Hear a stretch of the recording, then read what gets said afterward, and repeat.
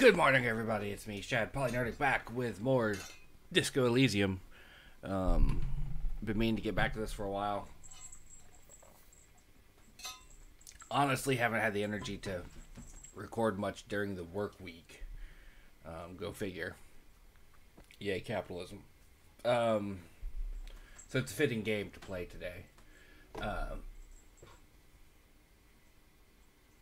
Today is why the fuck do we do this? With the time, we lost an hour last night.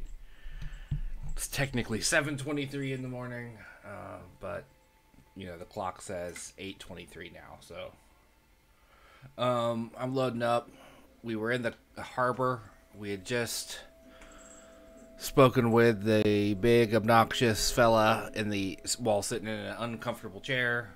That's where we left off. Let's get back into it. It's Sunday, which sucks because that means, you know, work is tomorrow. I figured out what we were doing. Do we have a level up?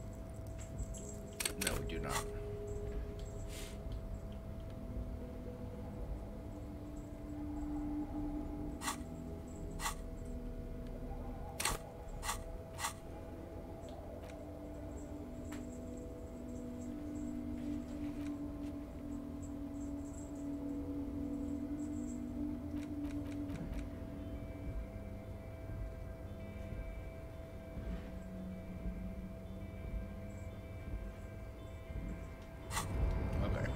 Those are the quests we were doing. Wait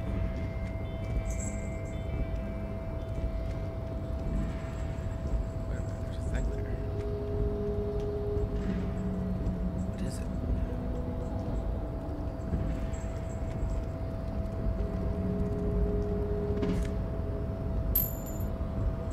Oh yeah, we also gotta check so we can pay our rent.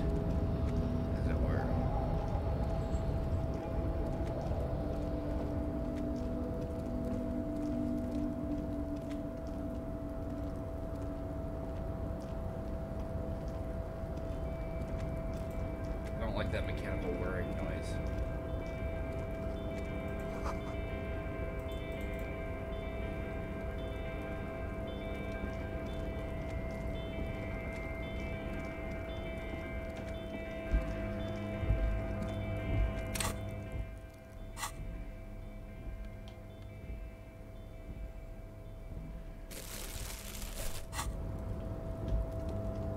I forgot that I had to hold the bag in order to collect the cans that are everywhere.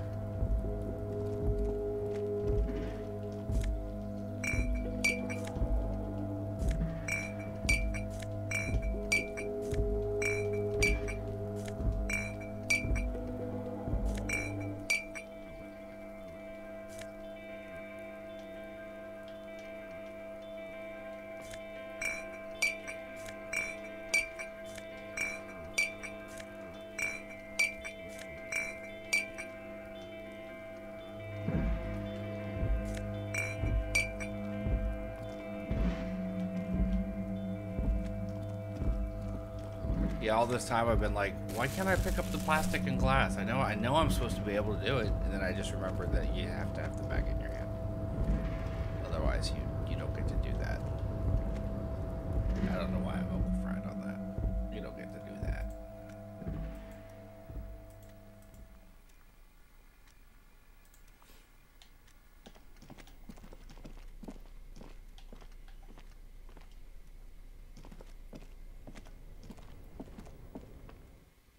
Tough guy carrying a plastic bag and a crowbar. Key. So, how'd you like our harbor? It's but a rest area on the path leading across open plains. Right, you talk to the boss, eye to eye, like men of the plain. If you a key, huh? What door is this key supposed to open? Of course, I got you. You don't know anything. I got that key right here. And let me tell you, it's mighty good of you to help us out during the strike. Working class solidarity, as they say.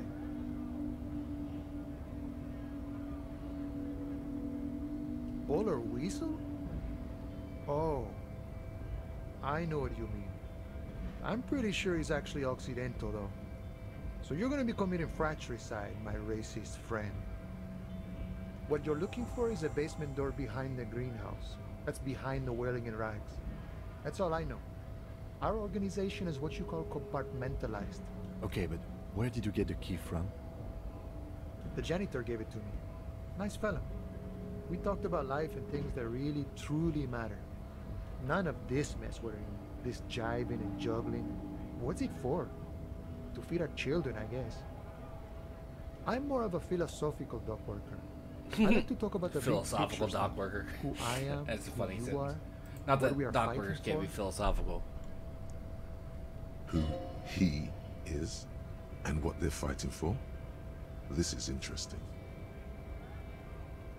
We're negotiating our share. Aye.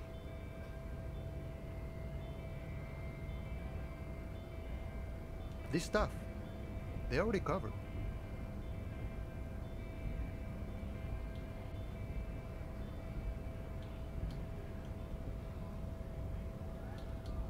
The wolf always wants more. I like wolves.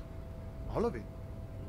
However, right now we want all the harbor workers to be on the company's board, so they could take part in the decision-making process. No. I don't think I'm a communist. Seeing something of value and saying I want it all to myself is a much older and simpler notion. No science to it at all. Even a weak child can think it. The only things holding someone back are I can't and I shouldn't. Then how can anything ever be mine? But that's okay. We don't have to agree. The prayer, I think it's best you make up your own mind now that you've met him. In my eyes, he is a capable organizer and a decent businessman.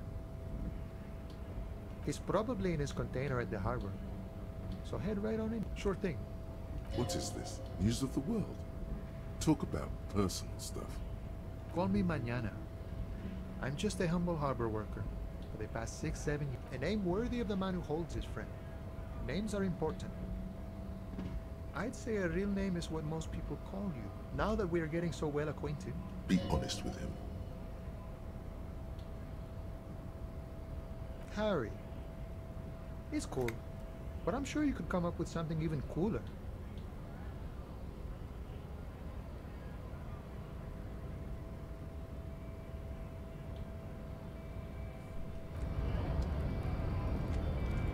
It did come up with something cooler, but nobody likes it.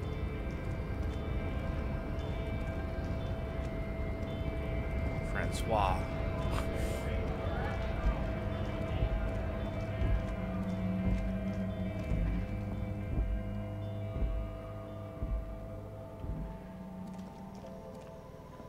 The tear machine stands in the corner. A sign says, your bottles clunk into the machine, and the money appears with a satisfying jingle. Yeah, $1.40. Is this about the questions again?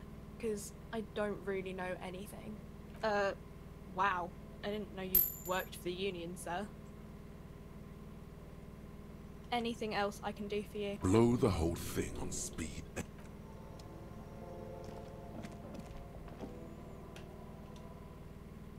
Got our money. We can go into the whirling rags and be like, hey, I can pay for this now.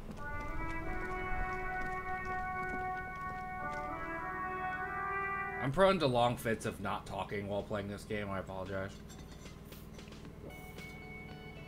I get like sucked into what's going on, thinking about what's being said and whatnot. Can I help you? Yes. Have you got it? A lot. A lot. For the room, drinks, and like what? I was rarely enjoying talking about the What thing? Yes, not the whole damn union, thank God. Just the nastiest, and they come here in the evenings. Dumb. He hates the union, but grudgingly recognizes its power over him. So he's directing his frustration at you instead. Retaliate. I don't. I'm simply providing a service, or really facilitating the offering of services to paying customers, and it doesn't matter. I don't have to We should find out who this Lord faction is, occupying the booth. Loudness means talkative, and we need info. We don't. We have to wait. They'll show up sooner or later. You glance at the clock on the wall behind the manager. Huh. Good question. They're probably getting drunk or protesting something. Whatever he may feel about you, he can't miss the opportunity to throw you a look of what he assumes is sheer understanding. Yeah. The Union guys think they're untouchable. They probably fucking killed that guy or something, and now think they can hide out till it all blows over, and it's fair weather again in Martinez. I have a feeling we'll make their acquaintance sooner or later. Oh yes, that door, sure. There's nothing mysterious about it. It's just a door. No, I don't have a key. I don't know how to get there. And I don't care either. It's not like I've been wondering about it for 10 years. It's just a frit warehouse, probably. Or some boring storage space with a bunch of old junk. He's attempting to maintain an air of indifference. It's absolutely not convincing. Fine, okay, a little. But my job doesn't leave me time for wondering about one locked door in one of the cafeterias I manage. So, I haven't opened it. I have cleaned the whole place 100 times over, though, after the animals. And I haven't found a key, so what? By the way, you should come back to this thing-based questionnaire if you see anything interesting in the whirling later.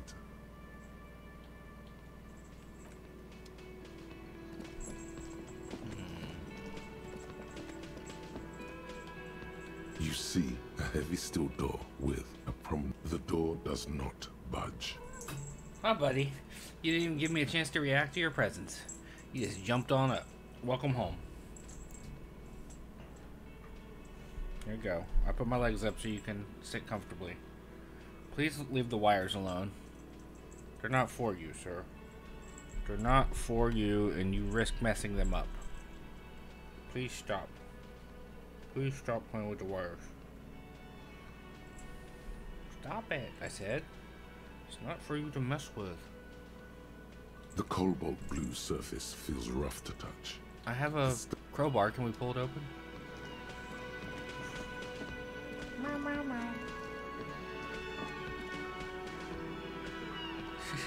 He's slipping out of my lap. I'm waiting for him to accidentally claw me. He's making me nervous. You're making me nervous, sir.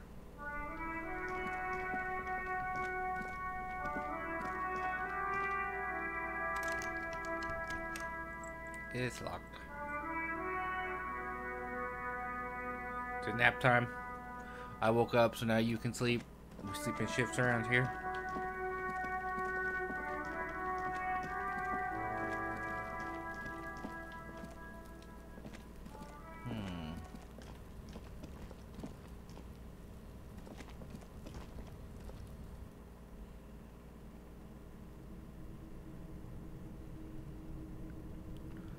It's been years since I played this part of the game, so I don't remember everything about where I need to go.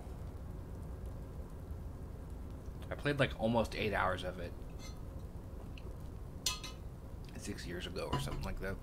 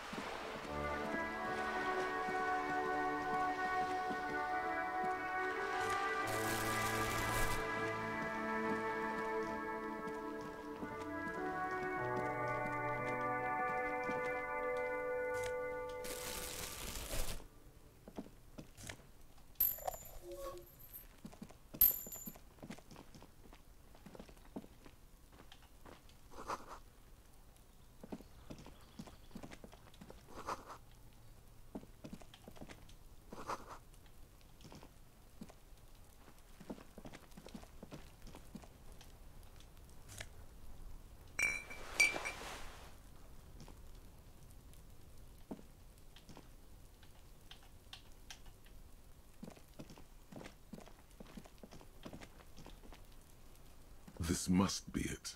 The basement door. The leather upholstery is worn and rough against your jaw. You don't hear any movement. In fact, it's oddly silent in the yard around you. You try to be as silent as you can. Finally, the door unlocks with a small clack. Only curiosity could account for stepping over that threshold. As you hold the open door, you can feel the air moving.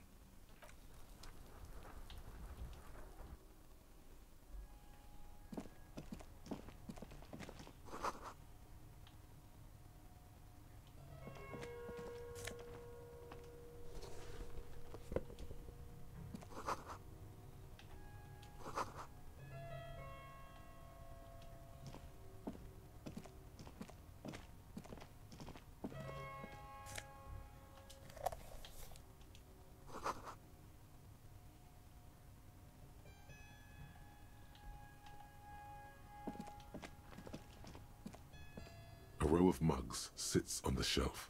Each one depicts a human figure. A dark-skinned woman grinning amidst mysterious symbols. A broad-shouldered man shoveling potatoes, and others. A little ring. Though cheerful, the images on the ceramic the images betray a lack of interest in human beings. They are merely unflattering caricatures. The owner of these mugs doesn't like people of other ethnicities very much. Racist. This person is unhappy. The lieutenant picks up one of the mugs, then puts it back down with a look of disdain.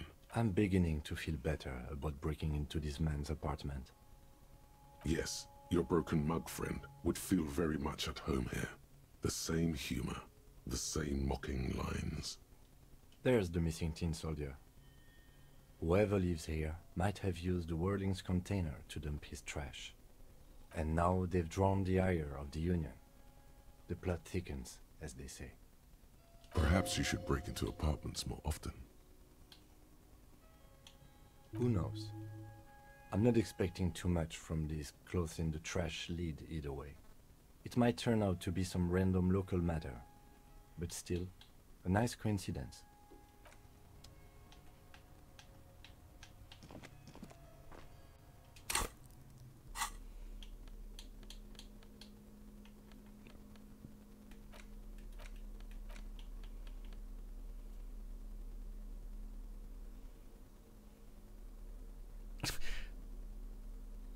Piss stained or piss soaked or cum stained. There we go, get a fancy shirt on.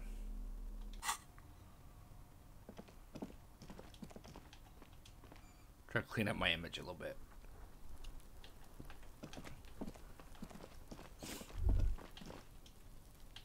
The spread pattern of these bullet holes makes your chest ache. Your breath grows heavier. You peer into the faded marks in the stone. This is bad mojo, man! Fucking horrible mojo! The end draws near! I love my necktie. Your chest feels tight looking at them. It's closing in. You okay there?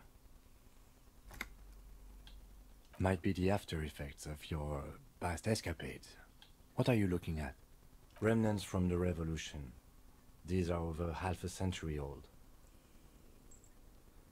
Perhaps a crime of a sort ages ago, but no, these do not warrant an investigation.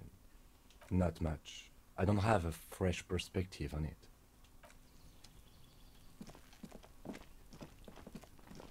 There must be another way into the building. I can't get involved in this. Why did the sound come out the way it did?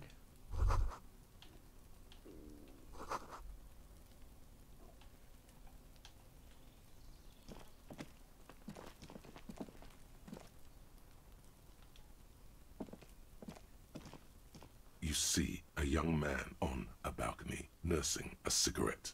His eyes have been following you for a while. It was weird what it did to Kim's voice. Not looking for any trouble, officer. I don't want to be seen talking to the gendarmerie if that's okay. I just want to finish my cigarette. It's the god of cigarettes and youth. Ask him if he's got anything to spare. Don't let him go. This could be your witness. The balcony has a great view of the whole thing. Is it really that important? Like a nervous cat, he keeps stealing looks at the neighboring windows. All right, but make it quick. Once I finish this cigarette, I have to run. I'd even go so far as to say that the view is a little too good, my dear gendarme. Do you have an estimate of when the body will be taken away? We will remove the body as soon as possible. Now tell us, where were you last Sunday? Oh. You already asked me that, didn't you? No, not you. Some more muscular type. And when did you speak to this more muscular gentleman? Last week? I don't know. Look. You didn't answer the question. What were you doing last Sunday? I had a friend over. It was my Sunday friend. A Sunday friend. How intriguing. Makes sense. Friends are nice on Sunday. You don't have to work. You can just spend time with pals, watching rugby and drinking beer. He doesn't reply, gesturing no with his cigarette. Under the grey sky, snow continues to pile on the neighboring windowsills. Someone hides behind a curtain. Those windows have eyes, and those eyes are watching. My name? My name is Martin Martinez. Liar. Martin Martinez? Good local name. Let's go with that. No. We won't. Now, if you'll excuse me, I really need to get going. This isn't the place or time for questions. Who knows who might be watching from the distance, hidden behind the curtains?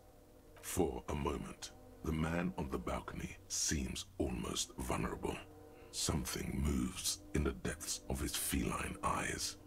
Compassion and a hint of understanding. There's snow gathering on his hair and on his shoulders. A speckle of white against the purple that hangs loose on his slender frame. I am sorry, but I really don't have the information you're looking for. But, hold on, what's that? For a split second, his hand lingers, as though gesturing towards a stone placed right next to the front door. It's a sign. Good luck with the investigation.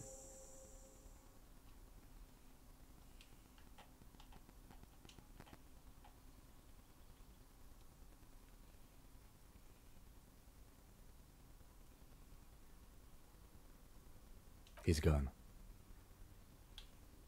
No point in running.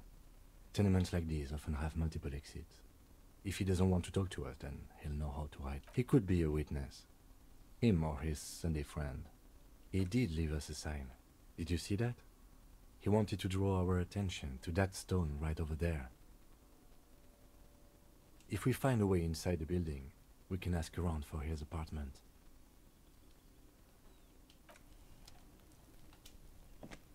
A stone, like any other, lying in a whirl. There's a key beneath it, rusty from the dirt. This must be for the front door. Pity doesn't have the apartment number on it. This building has many apartments and the man can be in any of them. We'll just have to go in and see.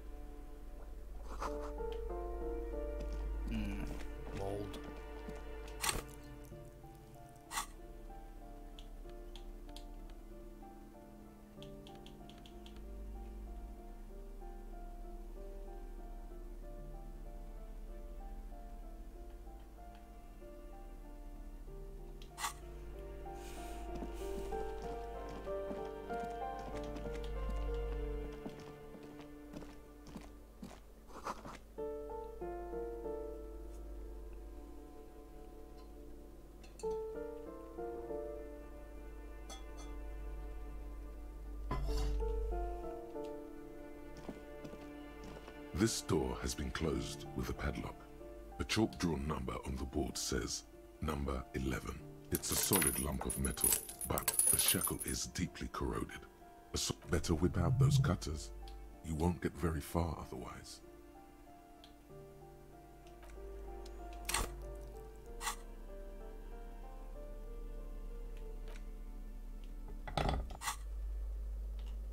This door has been closed. No reply. What are you doing? You're trying to cut the body of the lock with the chain cutters. I believe it's the shackle you mean to cut, Detective. He's just trying to help. Don't take it bad. Relax. Perhaps you should give it another go. What are you doing? You're I believe it's the shackle you mean. He's just trying to help. Perhaps you should give it another go.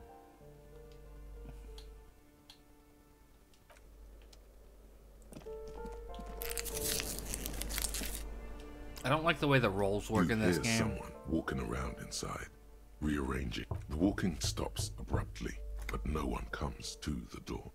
You can feel tension on the other side.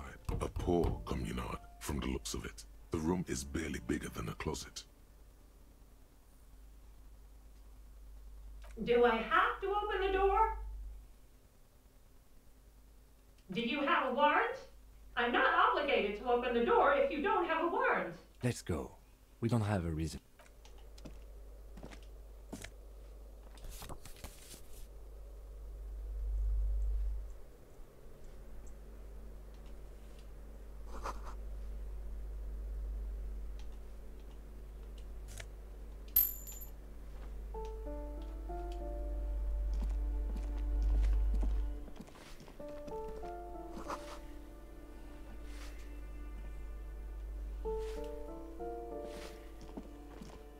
Give me a moment. The cold never does any good for my bronchitis. I'm fine. Fine. Don't you worry about me.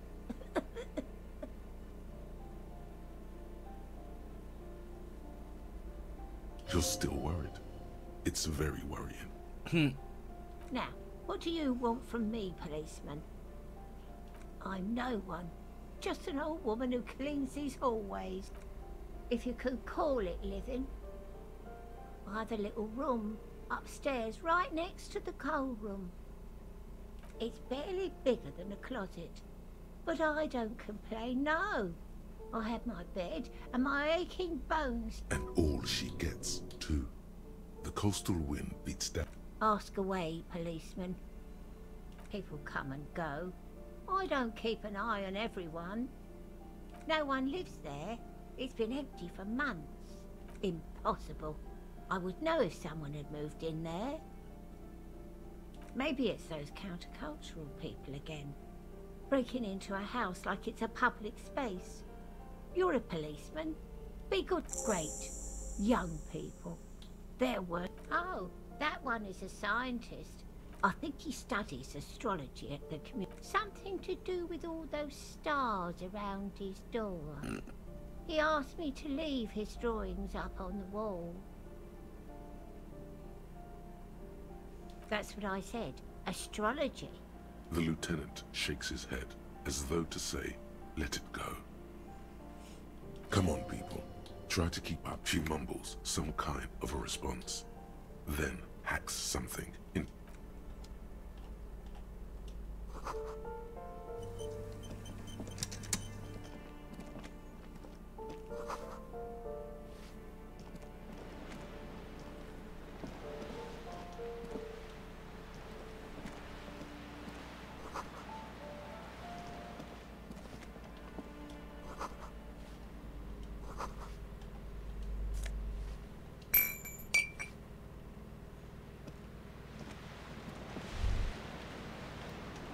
A shift in temperature. The air chills around you. Dust settles on the... A former architect stands before a slice of window, a room plan in her hand. A cold wave has made the air in the building stand is red from the cold. She's breathing on her fingers, clasping the plan. Traces of sadness are visible in her expression. Oof. Oof. Meow. Faint pencil lines on paper depict the same place, but a missing eastern wall connects the room with the neighboring apartment. Ideas for arranging the furniture have been jotted down. It's clean and empty, with new tapestry embellishing the walls. A standard HB graphite pencil has fallen off a three-legged stool in the middle of the room.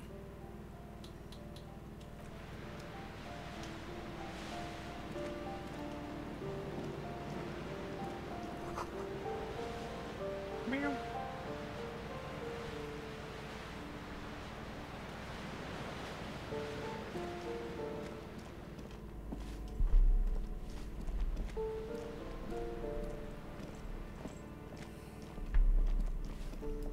Do not mess with my microphone cord, sir. It's not for you. Okay?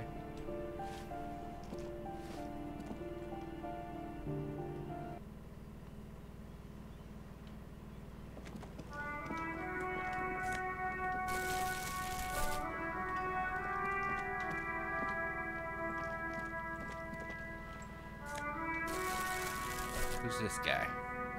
The streets will flow red once more. Or lady? A great torrent rushing down Rue de Esperance. You wait and see. The streets will not flow red with anything. Who are you? I'm Cindy the fucking Skull. What else do you want to know? Date of birth, blood type, the last time I was tested for Hep C. Go where? Accosting a minor? Listen to your partner, pigman. Keep your grubby hooves off little old ladies. She's grown frustrated with her work and welcomes the opportunity to challenge authority in other ways.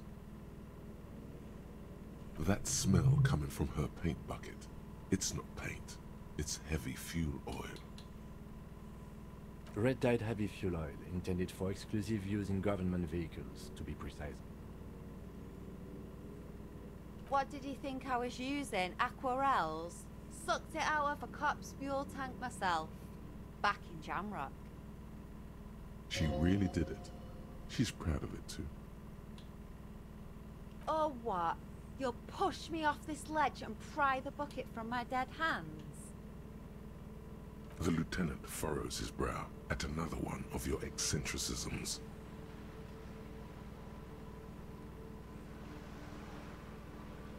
Hatred, disgust, it's difficult to tell which of the two is more present in her girlish features. The woman on the boat does not notice her staring. That is on her. Someone's got to keep an eye on her. Probably the Wild Pines rep. We should talk to her. She's a professional negotiator, though. I have the feeling she will be very cooperative while telling us nothing. You watching the game, buddy? You should take the lead. Ask her unexpected questions, you know? Do your thing. Don't be afraid to... Good idea, piggies. Run along now. Can't you tell? I'm painting a beautiful mural, an aereo graffitio visible from low orbit. I haven't really started it yet. I'm waiting for the right words. This place is severely lacking in havoc. Not even the occasional trash can fire to break up the tedium. I thought I'd mix it up. You know, yeah? Thanks. I'm sure the inspiration will come. You've lessened her desire to deface the building. I ain't no snitch, Pigstein. Go forth and forage in someone else's shit. No shortage of squealers in these parts. It's funny, the cat's watching the game. Yeah, I'm talking about you to the microphone.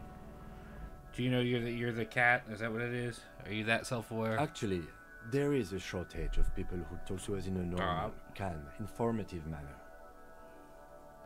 We weren't put on this earth to make your life pleasant, fucko. Watch your back, ungulate. I don't like her. I mean, I like her general vibe, but not how she talks to me. Don't like it. Could be nice.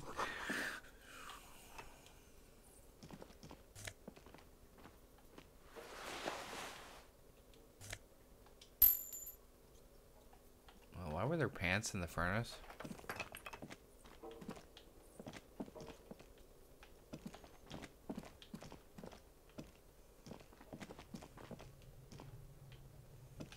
And why did they not even mention it? They're like, oh, okay, pants.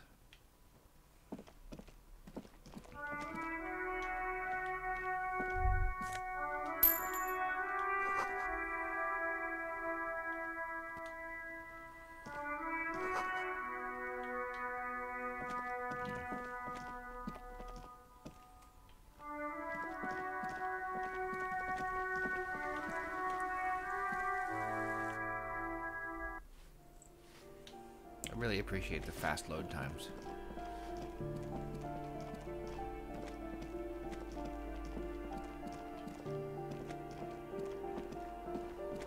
Hi, buddy. Ow!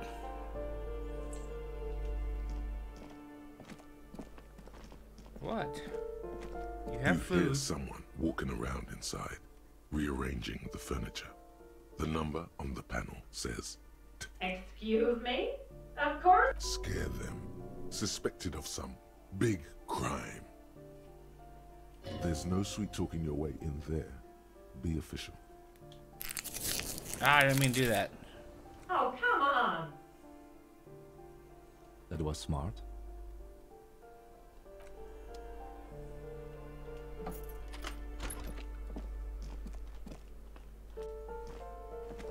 Satisfied? My name is Marielle Charpentier, and I'm an agent with Martinez Realty Associates. Don't like I am that not face. breaking in, as I have every right to be here. The keys, see? Her voice is really cheerful, despite her obviously hating you. Do you want to see my ID as well?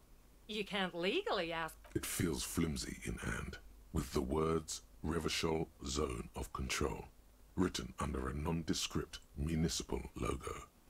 There's a picture of her with shorter hair inside, along with all her personal details. Buddy, I'm trying to stop you from falling. Be friendly.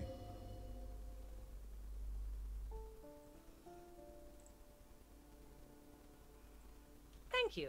Do you have any questions? I need to be back in Midtown in an hour.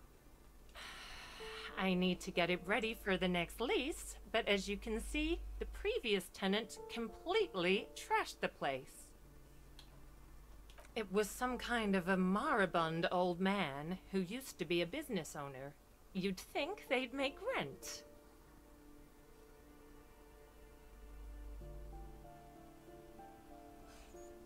But that was months ago. Anyway, was there anything you wanted, or is that it? I'm in a hurry. Oh, that's another huge mess. The former tenant owes us 3 months of rent. 3. We closed the apartment and planned on auctioning off the valuables, but... And again, I have no idea how stupid mistakes like this can even happen.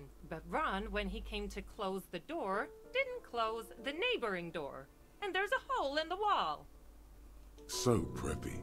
She's probably on some low-grade performance enhancers, like Preptide or Pericanine. A hole in the wall. Can you believe it? And then the tenant ran off with his stuff. He's gone. The money's gone. Just like that. You leaving me, buddy? Alright. Now I can move around.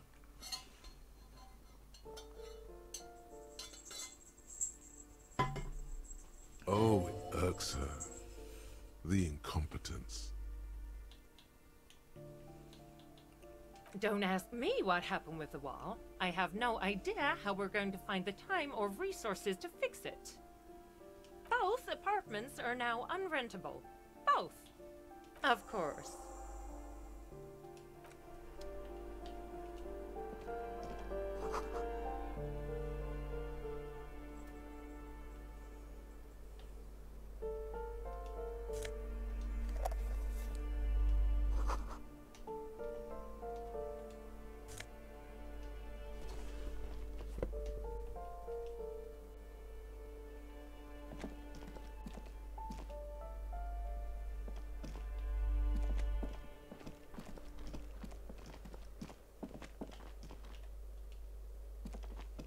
This door has been closed with a padlock. No reply. No reply. It's a solid lump of metal, but the shackle is deeply... You seem committed to it, so go on.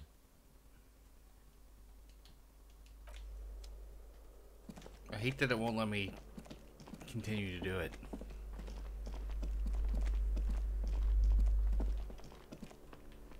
Balcony.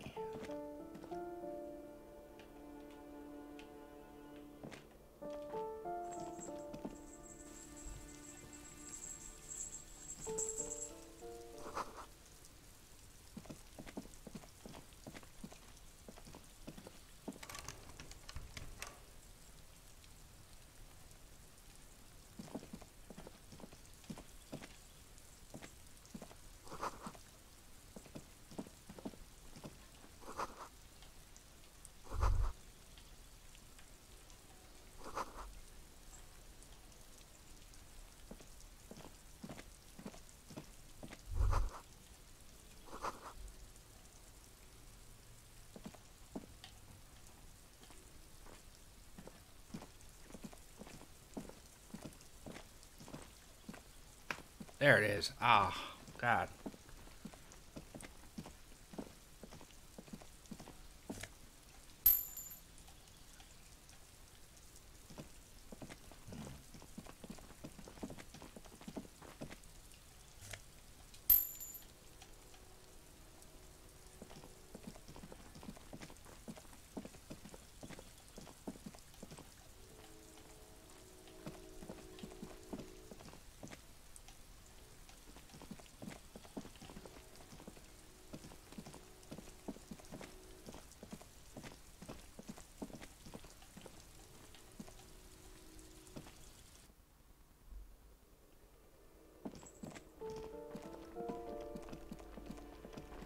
Nothing important. Probably just a weather update. Give me a moment. I see. I hope some good people are finally going to move in. This place needs them. Yes. Your statements are too... Oh, you'll find plenty of Martins here. Don't you worry.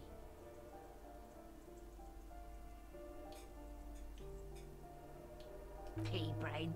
Someone played a trick on you. Martinaise is a name for anyone who comes from Martinaise. Oops. You really didn't get the joke there. I thought it was obvious. Anyway, officer, we don't have the witness's name. Yes, yes. I know who you mean. The scrawny boy who's always smoking like the devil, right? Somewhere in the building, a child starts crying. You hear a radio tuned to a talk show and someone taking a shower. What's he in trouble for? Talk? He lives upstairs in room 28. Go to the balcony. It's one of those doors. Thank you. We should go check out his...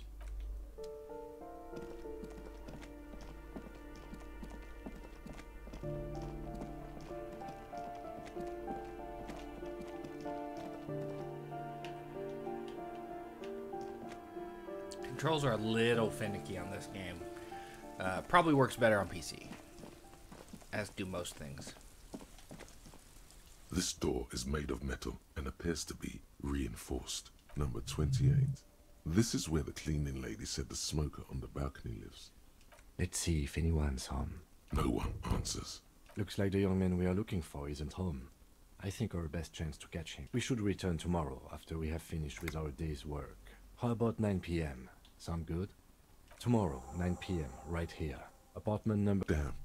Turns out it's quite tricky finding someone in a big apartment, but remember, tomorrow.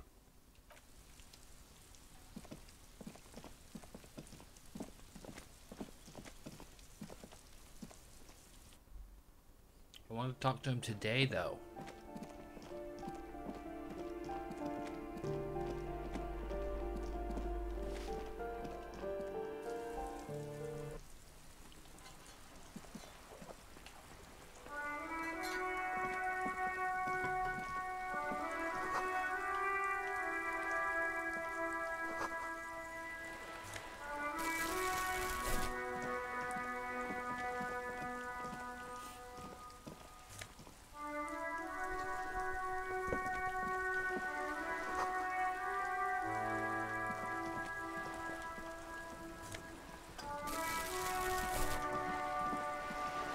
come down here and be weird. I got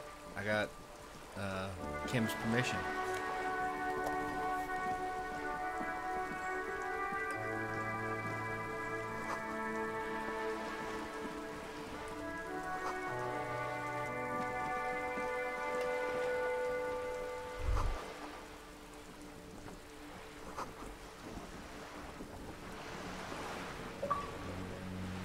I agree. That's heartbreaking.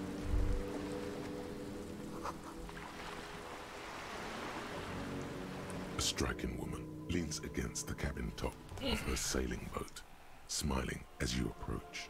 Her green raincoat glistens with droplets. A silk scarf is tied around her throat. Good afternoon, officers. I'm Joyce. Joyce L. Messier. I represent the board of Wild Pines, the owners of the harbour. You gentlemen must be from the RCM. I'm glad to see you here.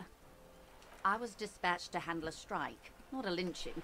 Anything I can do to assist the RCM in this matter, I will, gladly. That is good to hear, madame. My colleague will take the lead on this interview.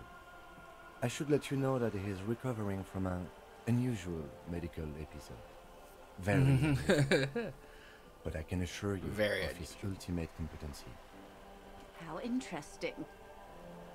I wish you a swift recovery. In the meanwhile, you have my full cooperation, and the full cooperation of the Wild Pines group. It's hard to get a read on her precise You're on a disposition, but she appears helpful. Quite a few things, I'm afraid. The information I'm to share with you includes sensitive trade secrets. For the sake of my employer, I have to ask for your names and badge numbers. Of course, ma'am. We should have introduced ourselves. I am Lieutenant Kitsuragi from Precinct 57. And this is my colleague from Precinct 41, Detective Dubois. I'm afraid Harry doesn't have his badge at the moment. I hope mine will suffice. Oh, and what happened to yours, Detective? Awkwardness washes over the conversation. The woman doesn't like this turn of events. I see. So, are you saying you lost your badge during the course of this episode? No.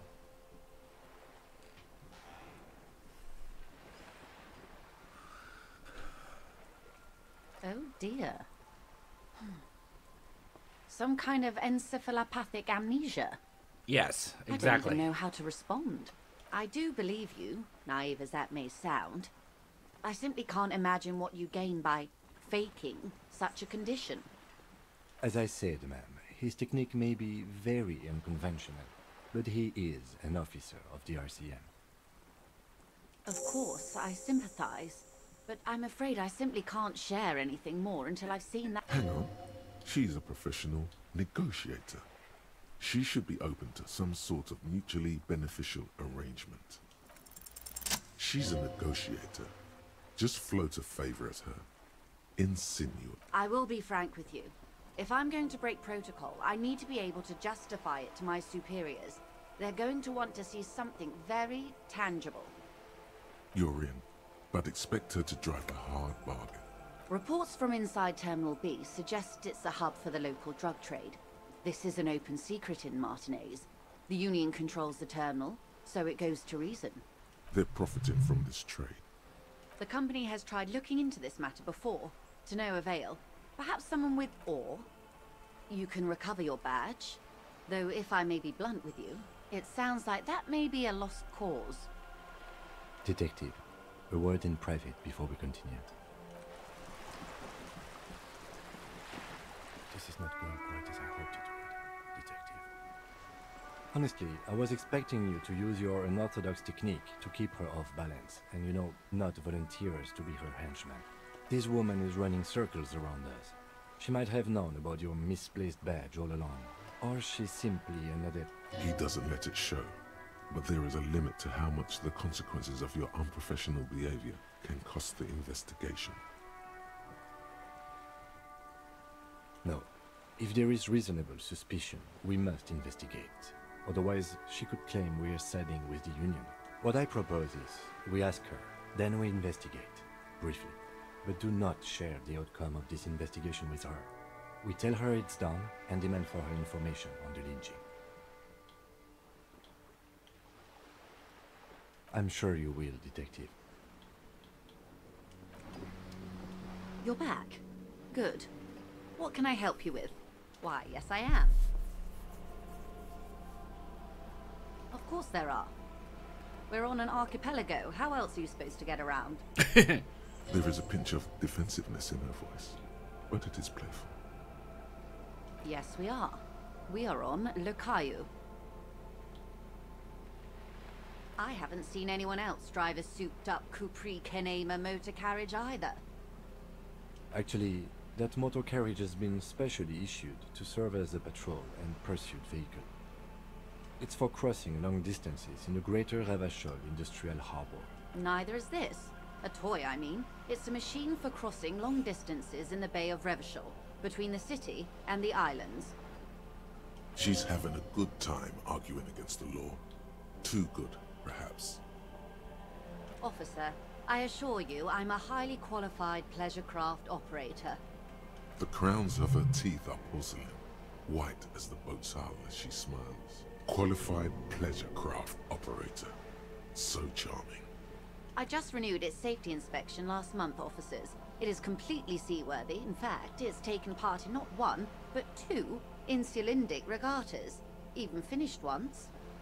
The other time, I would have finished the race were it not for an urgent work matter, much like the one I'm on now. Actually, you don't. It is a little known fact among those rogue police that the Wayfarer Act specifically denies the RCM the authority to demand anyone's operator license.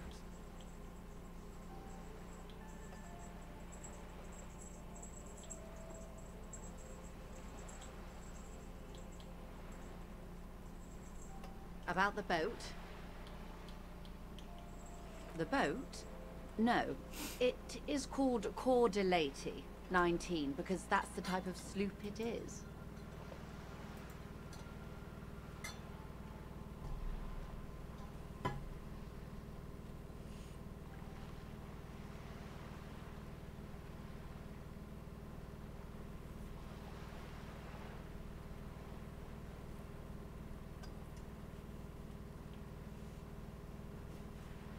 The word, it, feels strange. Such a beautiful boat deserves a proper name.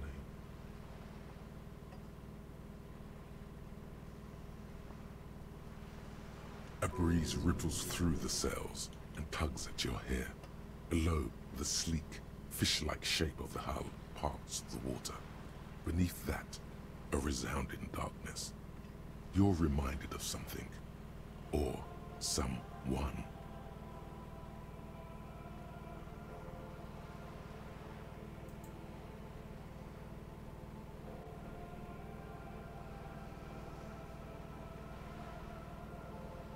Okay. How about Cordelati 19? Why? Because it was manufactured in Revachol East by a company called Cordelati, and its hull is 19 paces long. Why Dolores? Well, it means nothing to me. I think I'll stick with the factory name.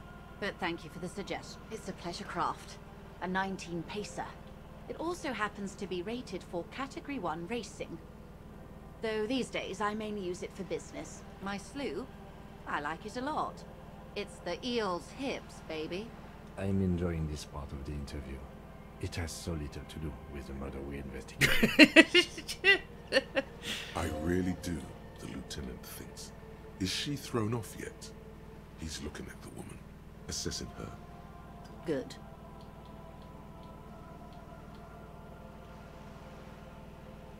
This reality.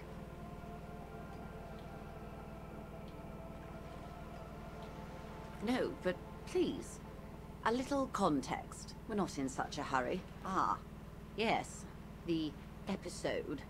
Don't be phased, madame. He functions perfectly well. He only needs a lowdown on all of reality. We may be here a while then. Ask away, officer. All right, you're in. Begin with the first one. You'll appear worldly.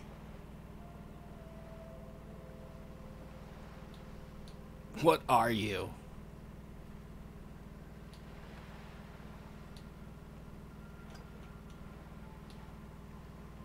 bird? A sphenicid? A flightless bird of the polar regions? Ah. This is the pier of Rue de Saint-Ghislain, 33A, where the tenants have been kind enough to rent me a slot. Or two. A pre-revolutionary tenement. Old buildings are called tenements, you see. And new buildings, bâtiments. After les bâtiments nouveaux. But 33A and 33B are not nouveaux. They're old. This one used to be 8 to 10 stories tall. A real high-rise by the standards of the last century. Built to mirror the skyscrapers across the bay in the Delta. Mostly the urban middle class, I believe.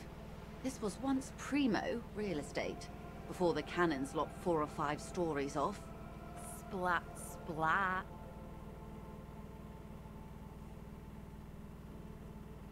Wonderful.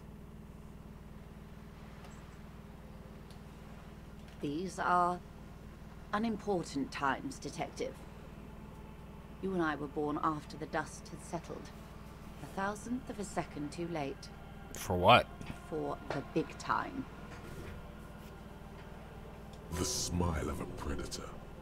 No doubt what she's got in mind. The revolution. It's quite easy. Every 100 years or so, our species gets together to decide what's next. Who gets shot in the head, and who gets the mineral rights. That's really It's a fucked real up considering what's going on right now. kerfuffle. Those would be the communists. Generally speaking, 40 million people got shot in the head during the World Revolution.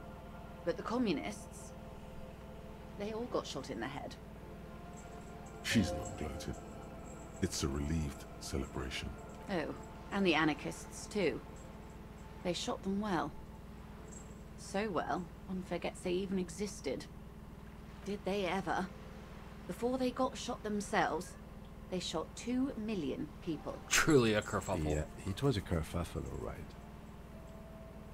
Yes, the Insulindian deluge, they call it. No. Are you coming back up? No. Oh, lots of people.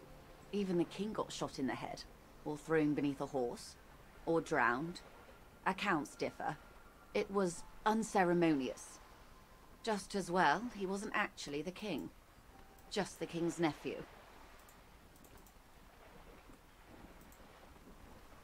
The real king abdicated and lived out a long and productive life as a venture capitalist in Grad.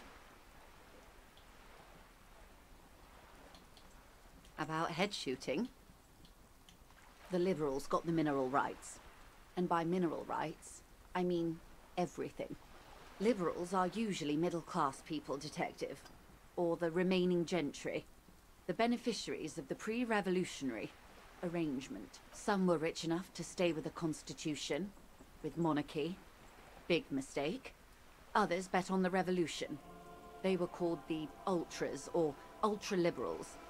They fared well. They didn't win so much as survive. We were the last ones standing when the war ended. Everyone else got shot in the head, remember? We. She's one of them.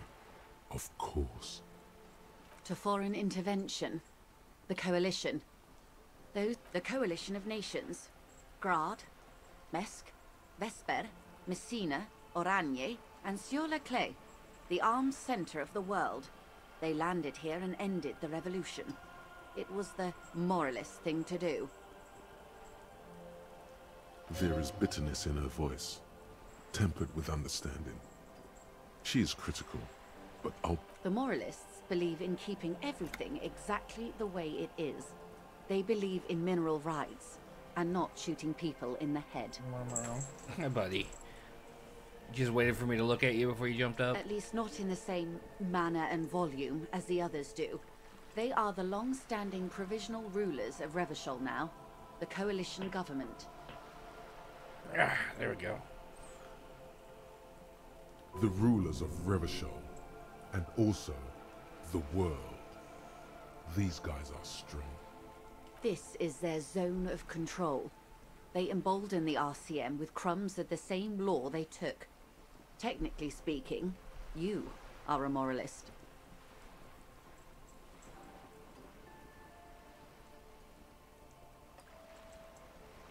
If always picking the option that doesn't commit to anything, then hell yes I am, and also not. An almost endearingly moralist standpoint. It must be hard to take a moderate approach to hedge the turn of the century revolution. Don't answer it. It's a trick question. The revolution began in '02 on the Isla of Grad, though by the end nearly the whole world had gotten involved. It wasn't a who, but a what. A pandemic of Zarat, a particularly virulent prion disease, which the authorities in Grad proved unable to contain. Then Mazov came along and overthrew the government. It made people overthrow their governments. Of course not. It was a highly infectious microorganism that destroyed brain tissue. The actual causes of the revolution were material. The pandemic only provided the spark. From Revachol and Grad? Not far. The world managed to cauterize itself. Mazov's government was overthrown in '08, and the coalition crushed the Revachol commune 2 years later. It was the end. Why? You and I, officer. Our lives in the zone of control. Something tells you her life and yours are not that similar. Maybe it's because she has a boat and you have that necktie? A pair. No doubt. But we share the same time and position on the planet's crust. That counts for more than you think. A city-state divided into free market zones under the everlasting interregnum of the Coalition of Nations. And you, of course, the citizens' militia. The clatter of typewriter keys fills the main hall of the reappropriated silk mill. Precinct 41. Chad Tilbrook presses enter. Outside, Officer Elfboy Williams slams the door of an armored motor carriage. The zone of control is the third incarnation of Revachol, after the failure of the suzerain and the commune. Modernity. They developed the marvels of the inter-Islary communication. Telematic milieus, radiation, colored plastics. Meanwhile, in Revachol West, the aftermath continues for the 5th decade. 43 years. Hard to fathom, I know. The 20s saw a decade of urban war, west of the river leveled, offshore platforms in flames. Still, it's regarded as an improvement on what came before. '08 to '19 was simply hell. The 30s? Things settled down in the 30s. Revachol East transformed itself into the world's largest tax haven, with the international community's blessing. For the first time in a long time, it seemed like things were going somewhere. No, it was a market mirage fueled by cocaine and quantitative easing. The 40s dispelled it like a cold splash, an Isla-wide hangover, you might say. And here we are. Welcome to reality, baby. Yeah, did it. From the looks of it, the 50s haven't been much better for the zone of control. You can see it in her eyes. I've no right to be dissatisfied. This shirt is Barbara Muscova, this raincoat is impervious to rain and is guaranteed for 100 years. My daughters will wear it. No, it's just... we could have had so much more. Every one of us. If only we played it right. Good question. What would you have done differently?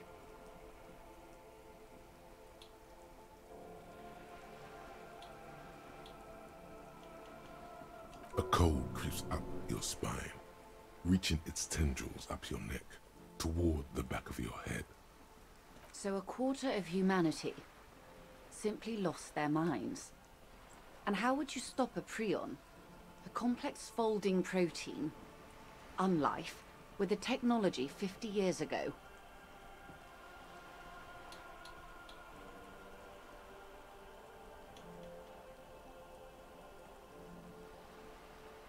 The wind stops, and for a moment, there's silence. There is peace in the heart. Good hygiene. Really. A very when they failed to step up, Marzov and his party stepped in. In this particular case, maybe a more robust state response might... Opinions expressed here do not reflect the official position of the RCM.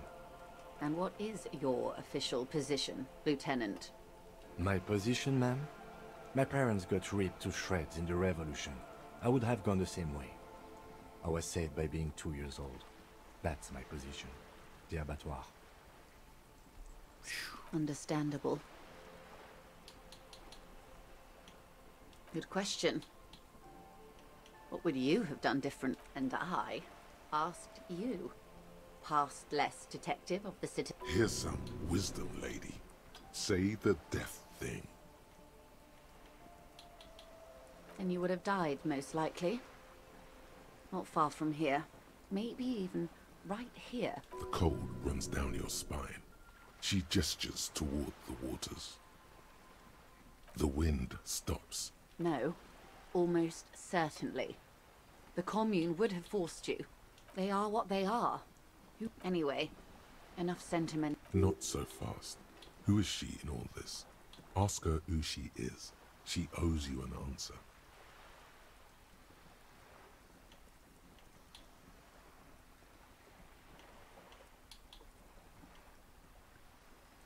It's a neurological disorder caused by a lack of vitamin B in the brain.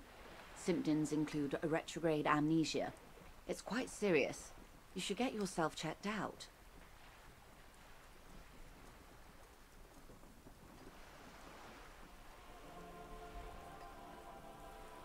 She conveys it in short, cold bursts, trying not to invest too deeply in the condition of this doomed detective, in case he goes down later, souring the entire portfolio. Well, it's either bariatric surgery or long-term alcohol use. That seems unlikely. What this boils down to is, this reality thing is stupid. Blow this joint, grab a bottle, and this drain reality that thing shit is stupid. right down your throat. Yes, and perform autoerotic asphyxiation on yourself with your funny necktie, out in the open somewhere. She stares at you, head tilted. She won't maneuver her way out of this one. I am the vilest of the vile. A traitor, a devourer of nations and infants. I am an ultra. It's sharp.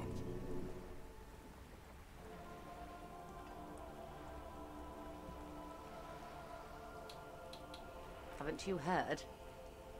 I am a nether creature of the Forbidden Swamp. One of those who pushed the king under a shit wagon and betrayed the revolution. I can see you thought I'd gone extinct. No sane person identifies as an ultra-liberal anymore.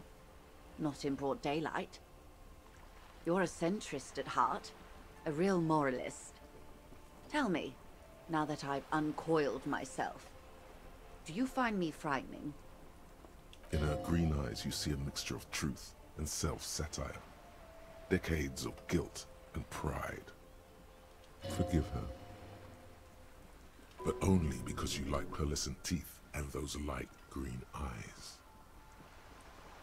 I do hope so. I hope we're able to remain collegial despite it. Remember, we were partners, whether you like to admit it or not. There's blood on many hands, I assure you. When the dust settled, the liberals were the only ones left to clean up the mess. By virtue of their survival, they were handed enormous power to shape the future. This was all our last generation managed. With due respect to our overlords, the eternal caretaker government that keeps Martinez a monument to the efficacy of its artillery. While a gentle wind sweeps the streets in the rebuilt East, like... I would not have relinquished sovereignty to the Coalition. Not here in Martinez, and not in the Stella Maris or Delta Beachheads either. If not for my own sake, then for my daughters. We had an obligation to defend our sovereignty, We should have burned the whole Isla down rather than let them have it. Dark orange flames reflect in her green eyes. An oil fire on the ocean. Yes. Whatever else I am, I'm also a mother. And a wife. Glad to have been of assistance. The little that I know. Anything else? Is what you want to say, but it isn't that easy. Look at that lady. Take a gander. Squint your eyes. A well-kempt, yet tastefully short bob of dark hair. Despite while dull orange pearls hang from her hip. Now look at you. You misery-clad simian. Barely able to tie your own laces. Your armpits are lakes. A scythe of booze precedes you. Your hair sticks to your forehead, and your underwear feels uncomfortable.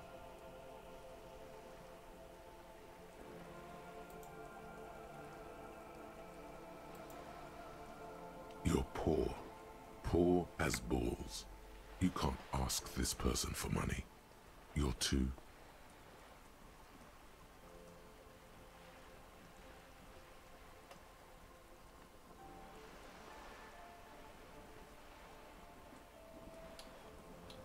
Shame? You haven't really been in the presence of gentlefolk either, have you?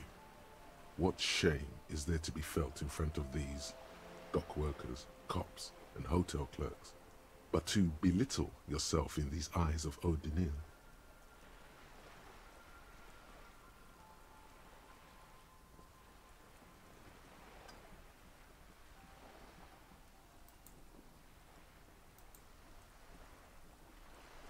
Oh God, the lieutenant is here too. As I was saying, if there's any way I may be of assistance, please don't hesitate to ask. Of course, Detective. What's this? We're getting reports of normal, reasonable, temperate, political opinions somewhere in Martinez.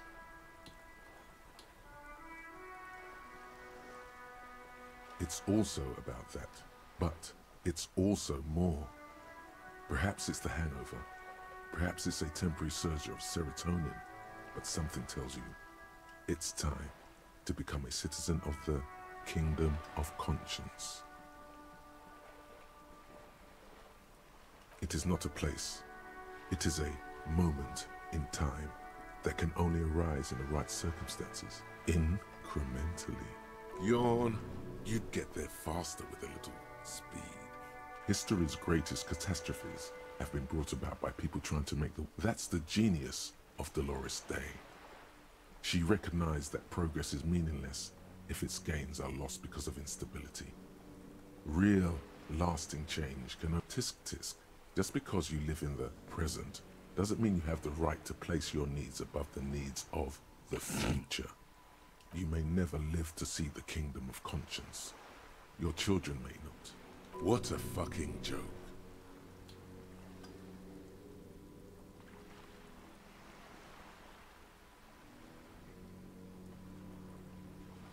Do you believe the status quo is preferable to chaos and bloodshed? That's a tough one. Then you've never lived through real. Sometimes, in the face of great disaster, defending the state, the kingdom is difficult to combat, partly because humanity will need to discard many of the categories that define and limit it today. The Kingdom of Conscience is post-capitalist, post-national. I like that. It's also post-industrial, post-ideological, and even post-sexual.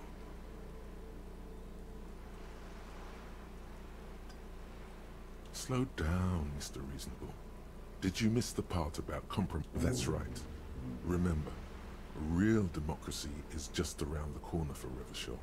When that real democracy kicks in, a long time from now, we are all going to be so There's a sarcastic vibe to that. I love it. One of many problems with existing.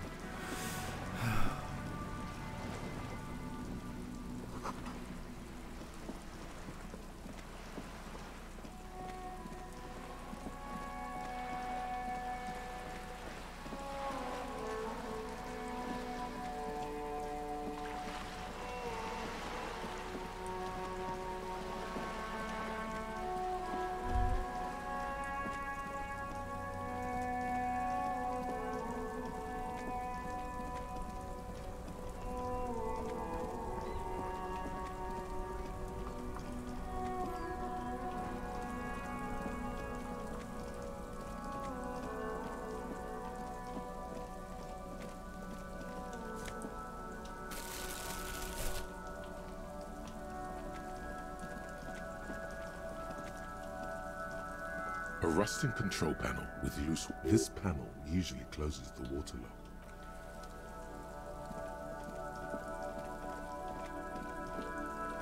I truly don't remember what I did that fixes that problem.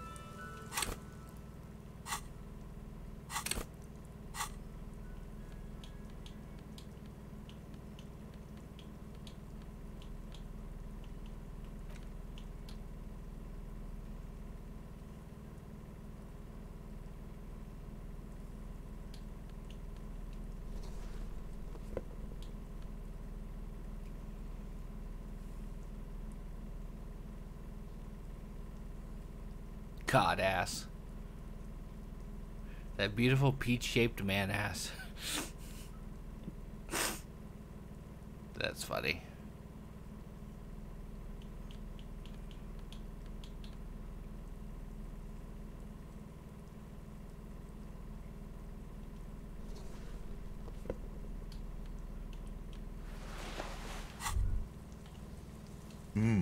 The luxury of fine things. Just look at those black monk straps. After spending an entire day hustling, who's to say that you didn't deserve a pair of beautiful things give you a rush. It's power. Crafting it, remember. When they come to take it away from you, you worked for those shoes, whether you like it or not.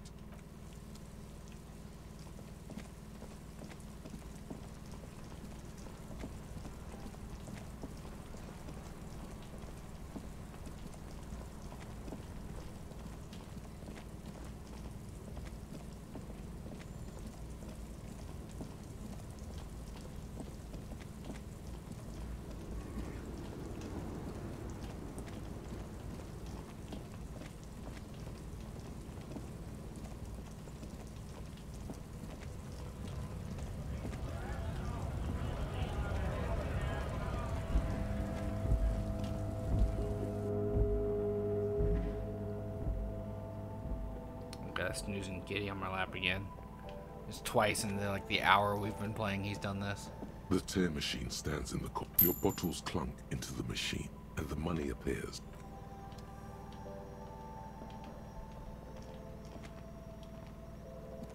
You see several packaged raincoats. Fill.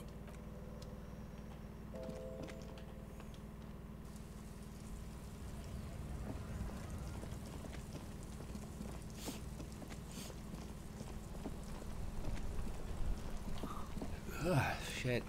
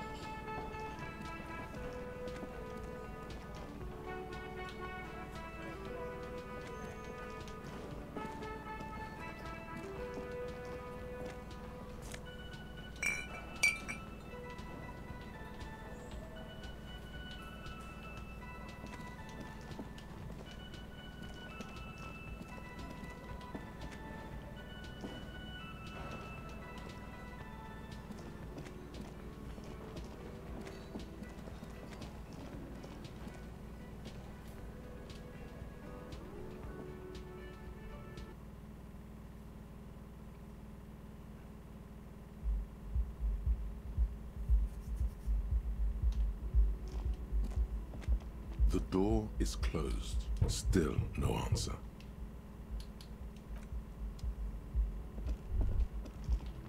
You should pick that fat, juicy cigarette butt from the tray, light it up, and smoke the living shit out of it. The living shit.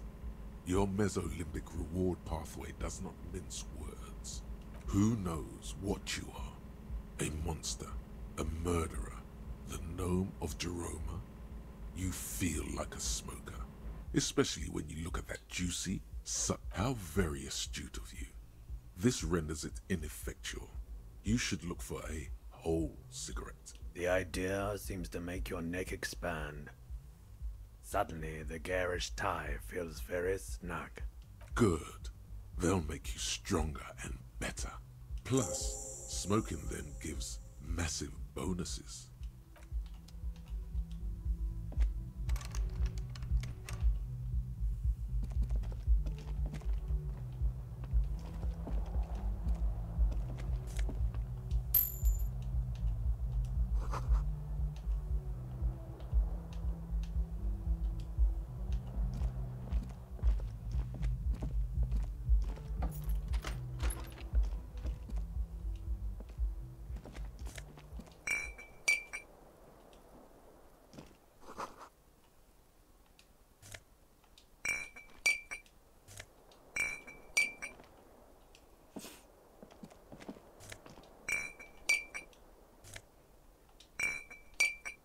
The bed is cold and not particularly. The option to go to sleep becomes available every night after 9 p.m.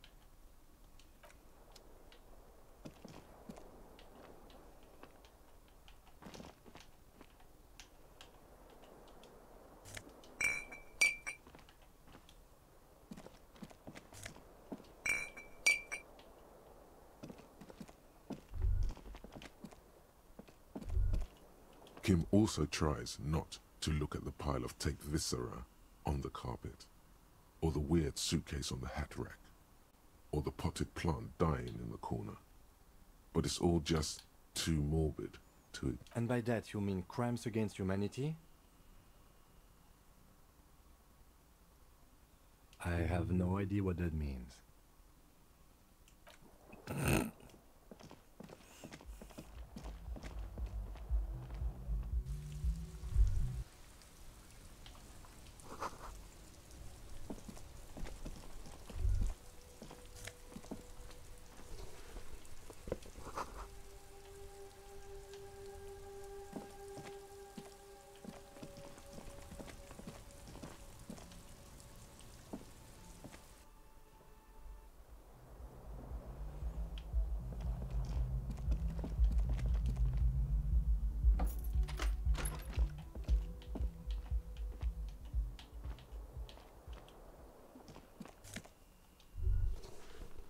There they both are.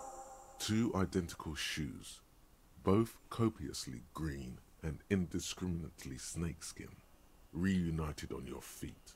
It's pretty clear a normal cop is not what you are. Good, they're balanced, comfy. Feels like the only good thing about...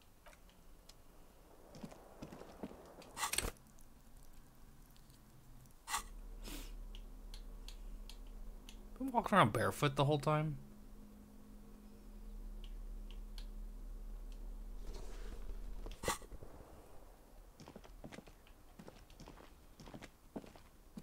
The window stands broken in its frame. Cold wind blows in. You see some lights shimmering outside, but it...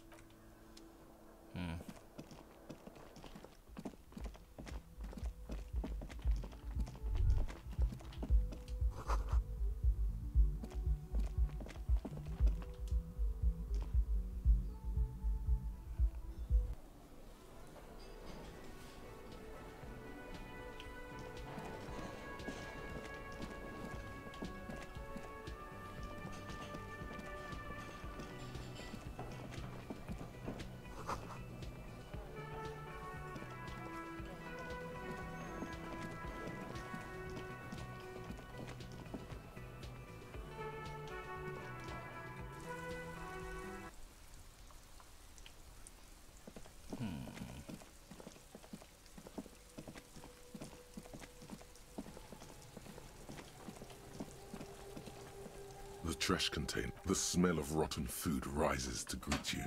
You see soggy cartons, dirty rags, and organic waste. No, thank you. You see, a box falls into pieces in your... The container sounds a muffled gong.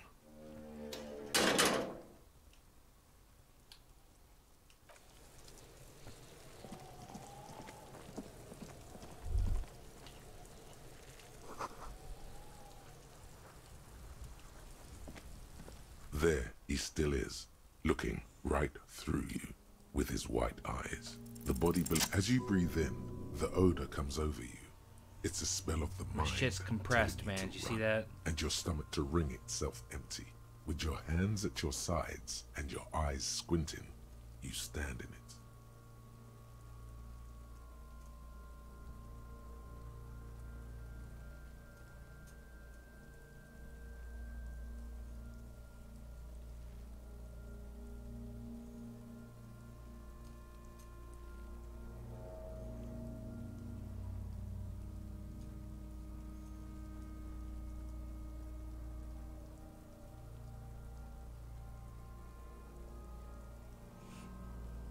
They do after 7 days, yes. The man before you is naked, but for a pair of underpants and enameled boots. His skin is greenish, marbled with decaying veins, and blotched by lividity. A fading web of tattoos covers his chest and shoulders. The cargo belt used to fasten him to the branch above appears industrial in strength.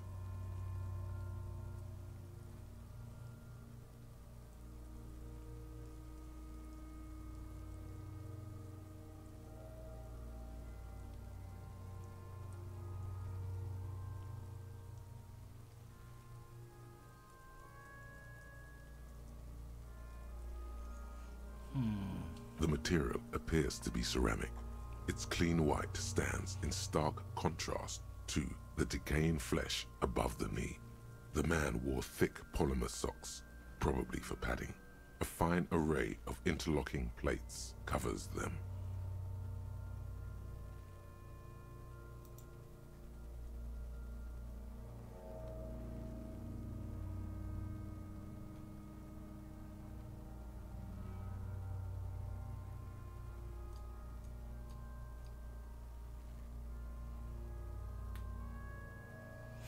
Delicate and fragile, they feel alien to the world around you, out of place somehow.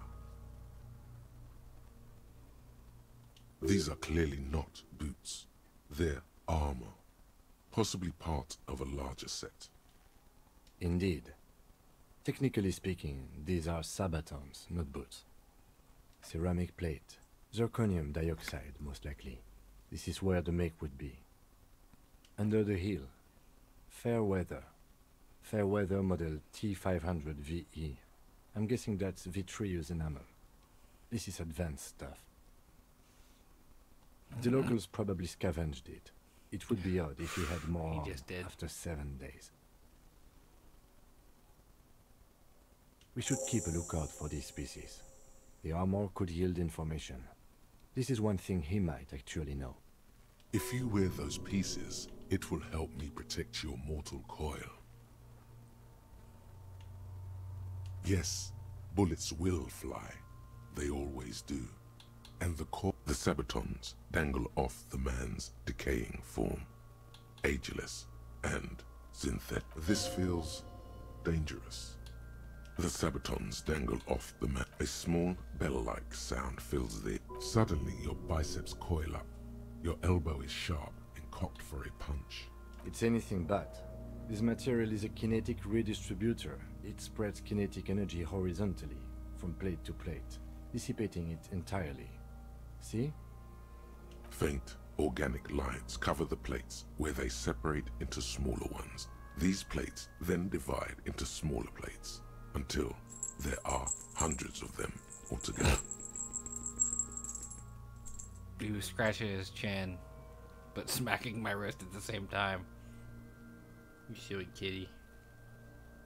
Like the scales of some ancient white monster, cracked and pearly. He squeaked.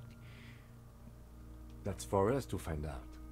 My initial report on the area suggests he was a security guard for the harbor. Just something I scraped together from my station. An area report on Martinez. He's not actually sure of that. I agree. This equipment is way beyond what a guard can afford. The cadaver slowly twists. The hangman's knot is pulled tight by the weight of the corpse below. Yellow, hard-edged polyester cuts into his neck. Above, a sliding buckle ties the belt to the branch. Oh my, there's something on the belt. A familiar word that speaks to the thirst within you. Vermilion, in yellow letters, along the length of the twisting cargo belt. Only a deep longing for vermilion golden spirit. Extremely. Industrial strength. The kind used for tying cargo to lorries. Like in a circus. When the circus leaves town, and they tie a black-spotted giraffe to the wall of a carry. Yes, it looks like they use whatever was on hand, paying no attention to not incriminating themselves. It's not merely polyester, it's steel reinforced. See these lines? This is where the wires run. I see rabbits for more than 20 strands. This makes getting him down much more problematic than I had assumed. The brief suggested as much. Politically motivated by the ongoing strike. Did you not get a briefing? Okay, you should ask me for one the first moment we get. A noose is one of those things that's easier to use one way around. That ladder can't carry a grown man. I didn't see any splintering either, did you? I think they lassoed the branch, then pulled on the belt to close the buckle.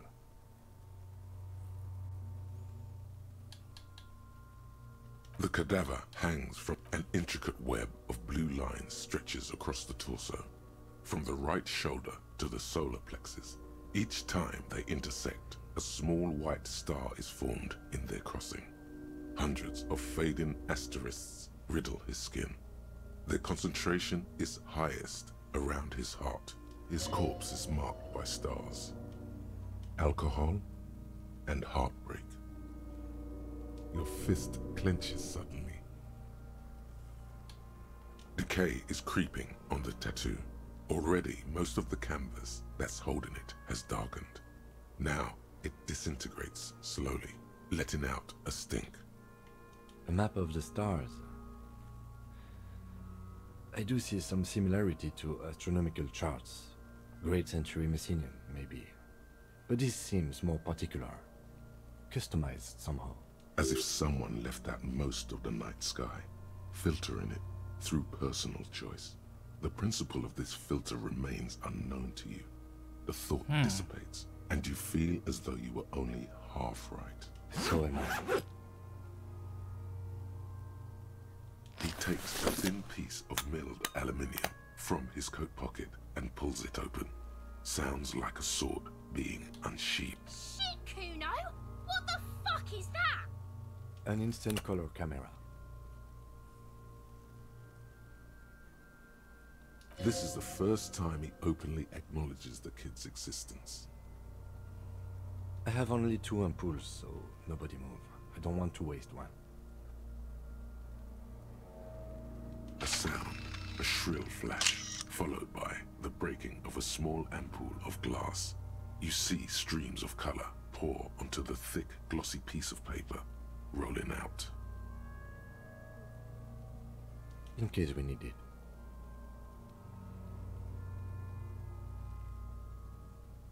Yes, it is pretty cool, isn't it? It contains insight to the victim's person. By his build, I'd say this was a man of physical violence. The story he wanted his body to tell was important to him. It is his letter, to us. Someone should decipher it. We'll need to show it around. Here, a souvenir. Don't lose it. The glassy-eyed corpse looks by. His eyes are milky white and blind to the world, protruding comically from their sockets. There is no one home, just subaquatic terrors there. Dark brown hair grows on his head. His face is ready to explode from the organic processes inside. The death's head grin has passed. The way they describe it. What remains is an unrecognizable mess. Underneath the curdled meat there is an expression, not carried on his features, but below, inside. I'm gone. Into the wild pale yonder. In the past. Way out in the west.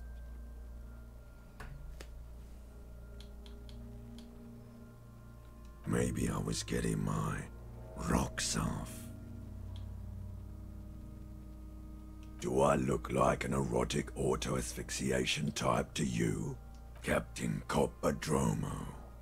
I fear we are drifting away, fixating on sexuality again.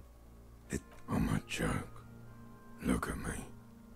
There is nothing funny about jokes either. A killer. A motherfucker. And a killer. Takes one to know one. Go ahead, Coppo. What do you mean? It's the power of your imagination. Imagination. Yeah, man! Don't be crazy! Inanimate objects and dead people can't really talk to you. Your wild imagination is doing this. Ask some more of those questions you love so much. He loves those. You clawed me, dude. That was unnecessary. Because you're a copperoonie. Look at all of them go. Here you go, you loony. Do I remind you of someone? No, not quite. There you go. Look at that bright kid. We're birds of a feather, you and I. Soon you will be just like me. Just keep drinking and having a good time. It's a matter of weeks. Feeling nausea, vomiting, tenderness or... Because you have.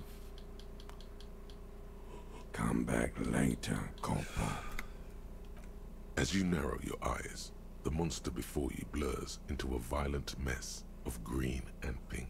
Only the lower extremities are pink with a dash of blue. His fatted hands, thighs, and his neck, just above the noose. The rest of the corpse appears dark green in the cold spring air. How should I know why you are squinting, officer? Oh. You are trying to assess lividity. The monster comes back into focus, an explosion of color, coursing with dark marbled veins. His stomach appears pregnant with something. Black liquid streams down his thigh and onto his boot. So, what do you think?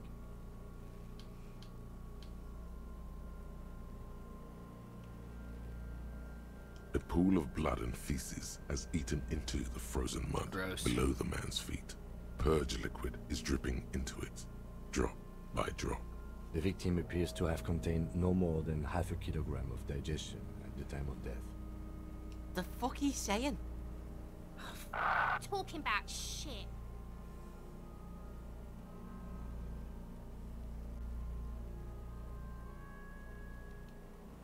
Did we? I don't feel lucky. I do. Most of them are post-mortem. Maybe even all of them. The delinquents have made our jobs harder with their little sport. Stop talking in riddles, coin slot. It means you fucked him up good, Kuno. Fucked him up brutal-like. I think he was upright immediately after death. Blood has gathered in his hands and feet, and his neck. The noose acted like a tourniquet, keeping the blood in his head. The hypostasis here is in tune with the hanging. That's what I think.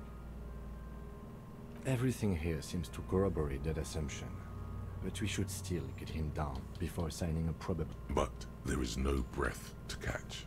Only the Are you sure we finished the preliminary examination of the cadaver? We might miss some of these things once he's done. The cadaver slowly twists on the cargo belt, his torso covered in tattoo. Of course. You have questions, don't you? They'll come back later, Corporal. The steel-reinforced belt presents a unique challenge. I brought chain cutters, but I don't see a good angle of approach to the belt. The cadaver is a good 1.2 meters up. Neither one of us can reach the belt without assistance. And even if we do, there's the question of cutting it.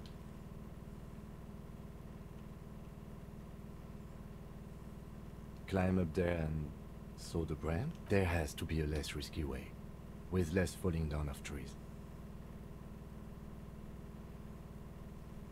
Someone else? You mean like the police? Sadly, yes.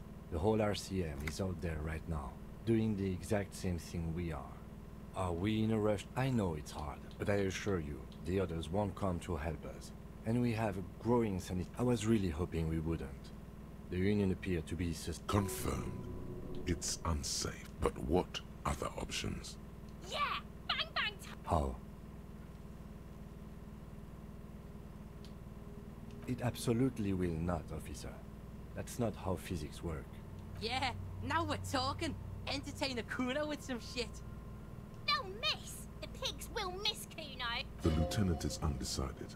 On one hand, he wants to shoot some gun. On the other, it's an awfully stupid idea.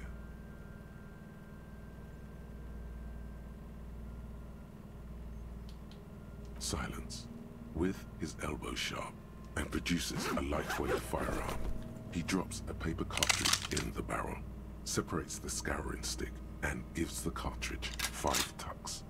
He then steps back and assumes the fellow's desk position, taking aim. The corner of his eye twitches. His finger is on the trigger. He's gonna fucking miss! The kid's voice is drowned in a shrill blast that echoes off the walls of the surrounding tenements. A cloud of smoke slowly... God damn it. He feels bad about it. About his eyes, mostly. Just having bad eyesight. Probably... Fucking idiot! Mukabat asshole! Kuno could have hit it easy, but then Kuno's not fucking handicapped, is he? I have to say, it's beginning to look unlikely we can get him down without assistance.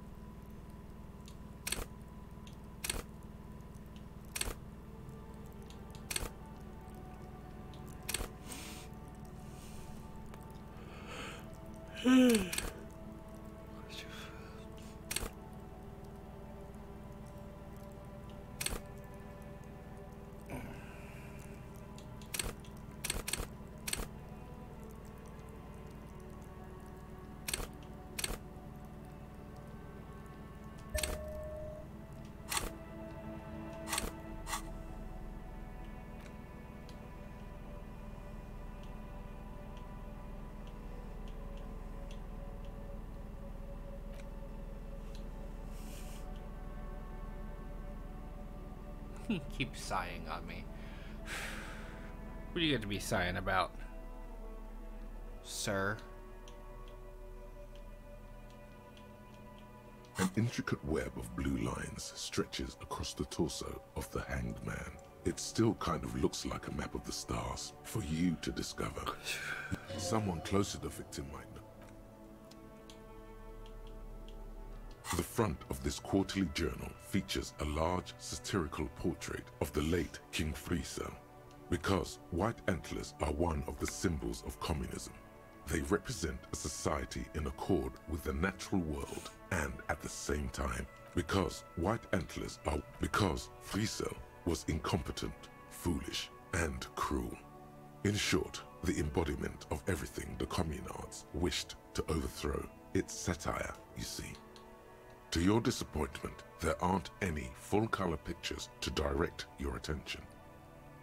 Just column after column of closely set text, interrupted occasionally by little doodles in black and white. Boop.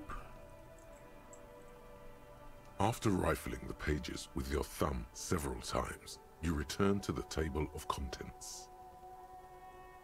The magazine is divided into several sections.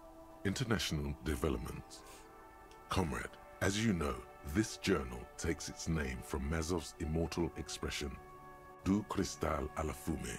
This was his way of describing the way the rigid, crystalline structures of capitalist ideology turn to smoke under communism. But, like the structures of capitalist ideology, we too are at risk of going à la fumée. Unlike many publications which are content to spoon-feed their readers reassuring drivel, La Fumée is committed to telling the radical truth, even when that truth may drive away potential subscribers.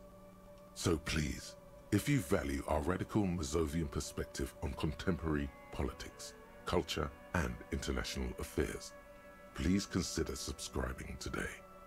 Yours in struggle, the editors. What do you expect? It was laying around the office of the Debarders Union. They're probably bankrolling the thing.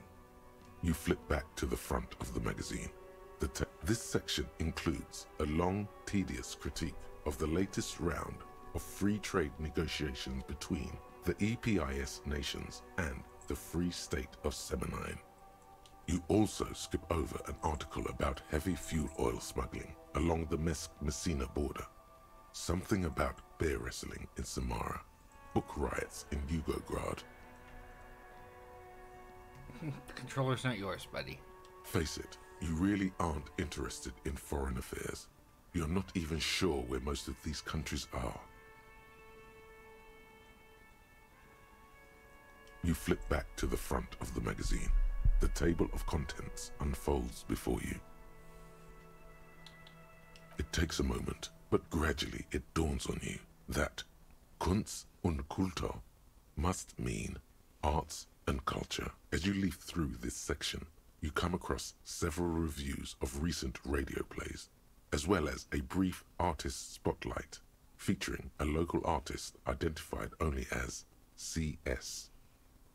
The main feature, though, is a long essay titled Tip Top Tournée, a critical Mazovian perspective. This so-called artist spotlight is really just a brief Q&A, made all the briefer by the subject's evident hostility to her interviewer. That certainly sounds like a certain delinquent youth who likes to harass you from her balcony.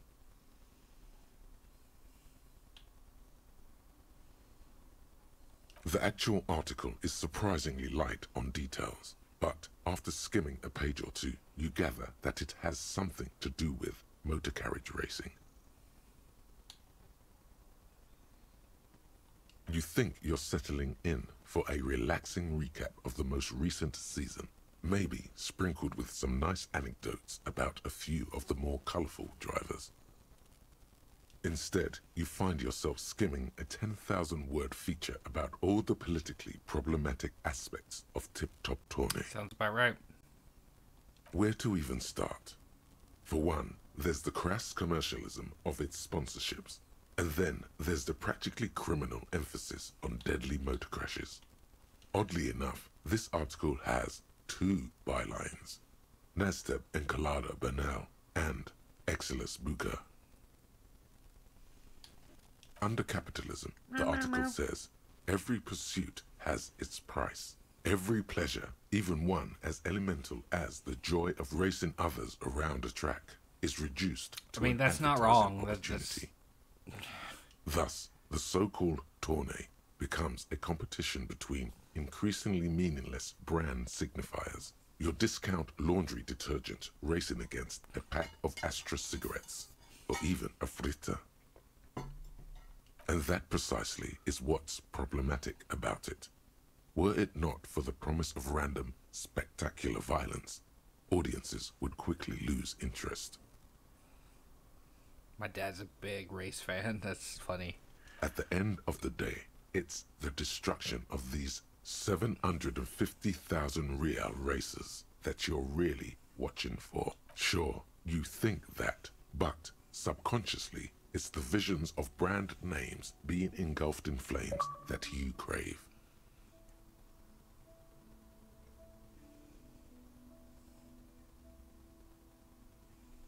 This flimsy magazine is right. Deep down, you know the only true stakes are life and glory, or death by fiery dismemberment.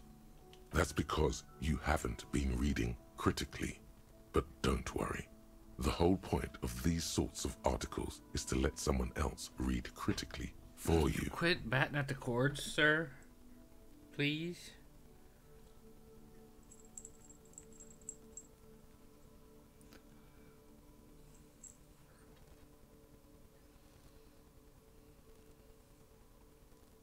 I can safely say the thought had never crossed my mind, Detective. I'm sure most things are, if the young men who wrote this article are to be believed. If I had to wager, I'd say they've never even seen the inside of a motor, much less a motor race. I take whatever they write with a large grain of salt. I've seen several races. I've even been down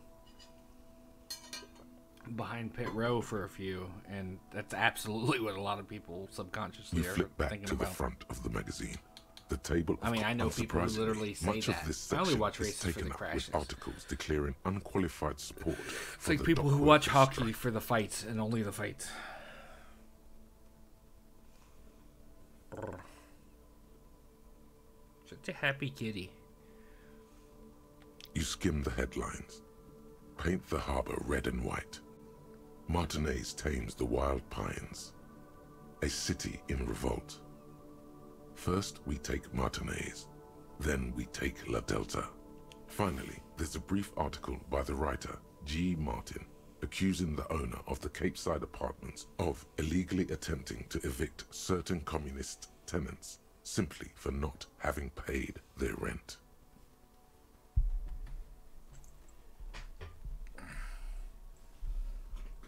I gotta stretch my hips out a little bit. Whenever I sit like this to accommodate the cat, it ends up hurting my hips. I do this for you, sir.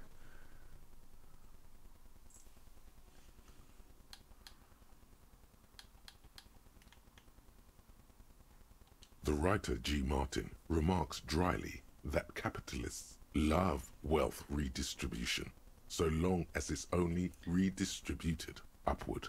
You flip back to the front of the magazine. The table of It's just a racist mug. What's there to read here? Not much.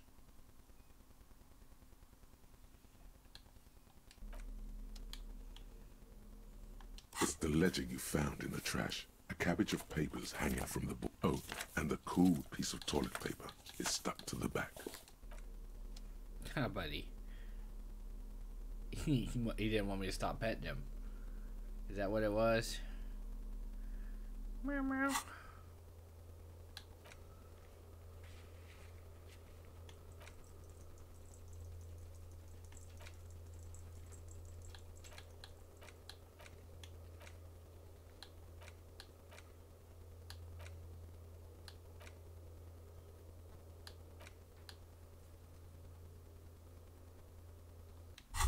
Do something, you're a cop. Hey. Psst. Psst. Hey. Yes, you. Word on the street is you're ready to start building communism again. You keep saying things like, down with the bourgeoisie, eat the rich, sodomize the landowners, impale all people who have more than 25 real in their pocket, literally murder all human beings regardless of their political beliefs. Oh yes, the mask of ambivalence. Don't deny it. You're about to rip it off and reveal the monstrous seven-eyed lamb of global communism that would devour and masticate mankind. Everyone can see that. So tell me, do you have any questions before we fire up the big communism builder? Or do we get... Oh yeah, get the firing squads and the animal wagons ready.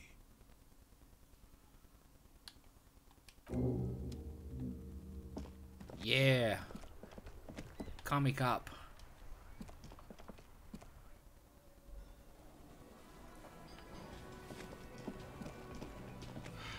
What's in there still? Can I help you? Yes. Have you got it? Yes. Another thing. Great. I love those. Yes.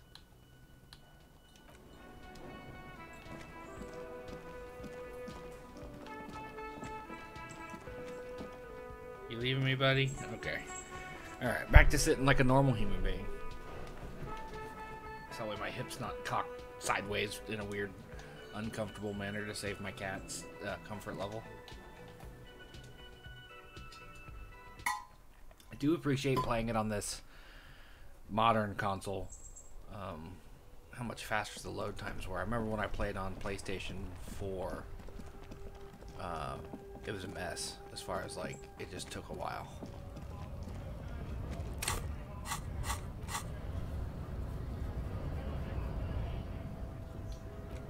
Can we forget about the advanced race theory? Okay.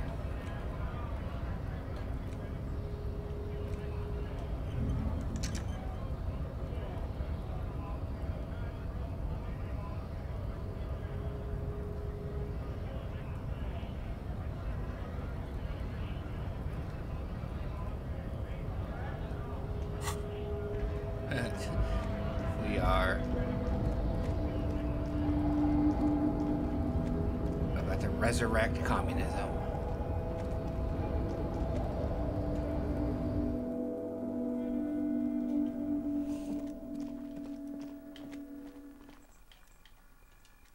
Sometimes navigating through the environment in this game is weird.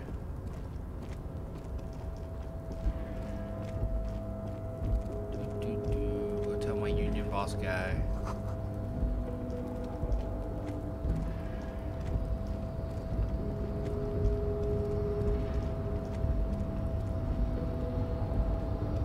A rusting control panel with several knobs. 2 buttons with a loud grind. The crane shifts overhead, moving a massive metal container through the air.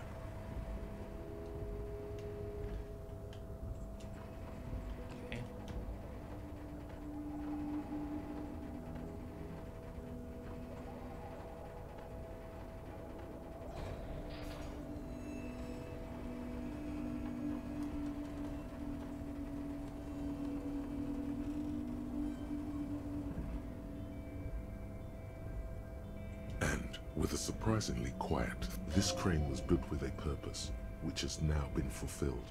Who can say? I can't see how that was worth the record.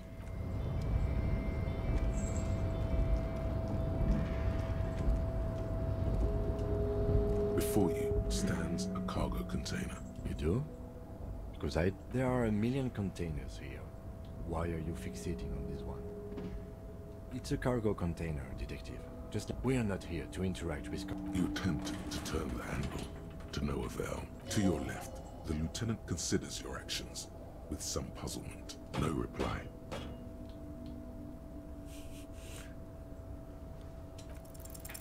Why are you even trying to open a door with... Why are you what? Are you satisfied, detective?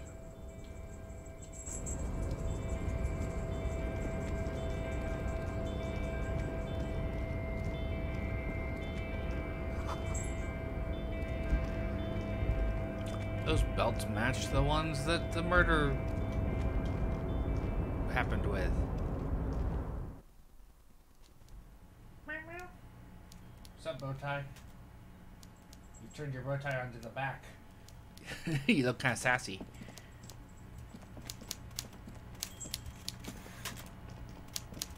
Hey, I unlocked your door, Mr. asshole. Dubois, a pleasure as always. You don't have to sit down this time. I'm very glad to hear that, Harry. One question. You didn't actually happen to stumble in and see what's inside the apartment? There is no way to sway this man in any direction. He is unsuggestible and unswayable. Just tell the truth. Just as I thought. Culturally antiquated mug collection. What a weasel. Pissing on Everart's Rainbow Coalition. Now let's get down to brass tacks.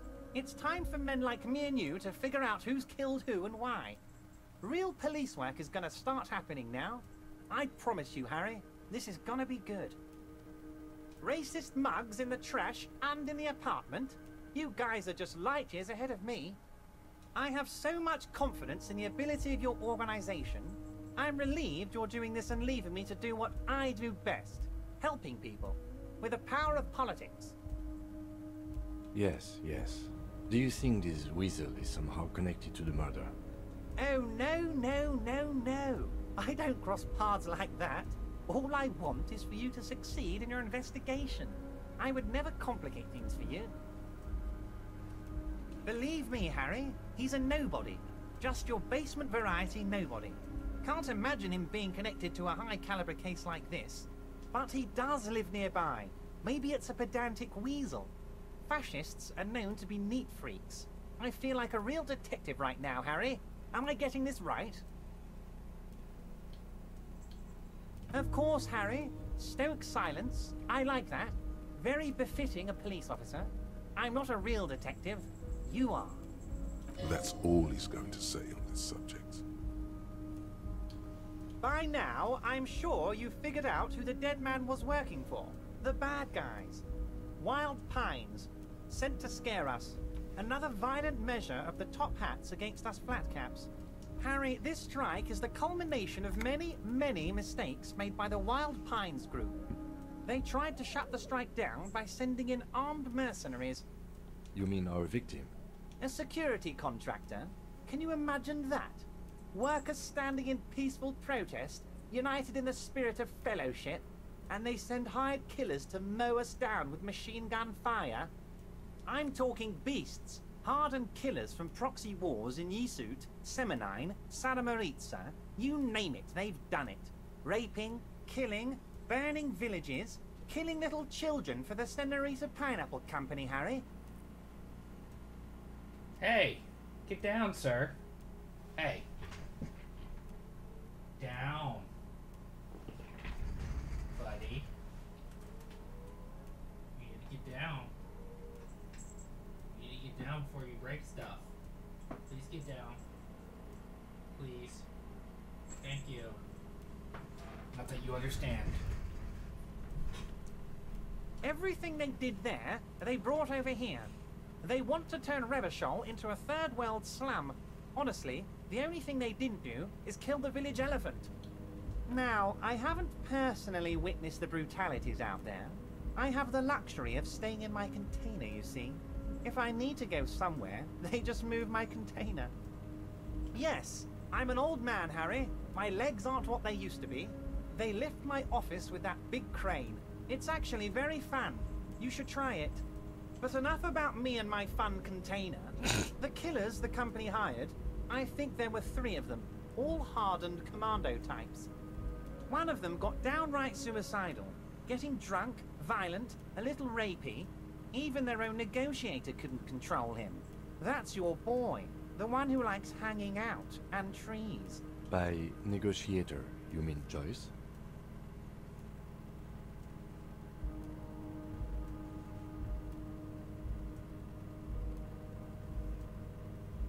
Harry, what you need to realize is, we dock workers are not pushovers. We got grit, Harry. This whole neighborhood does. Push us hard enough and we push back. And when we do, we push to kill. An entire neighborhood of killers. Potentially, Harry, potentially. We got arm wrestling champions, rowing club people, ex-coal miners, tough guys, all ready to spring into action for their home base. There's a militant wing inside the Union, a group of people whose duties don't involve manual labor, but peacekeeping in the neighborhood. I bet they're the ones that making meet sure in everything runs smoothly. diner. They're like you guys.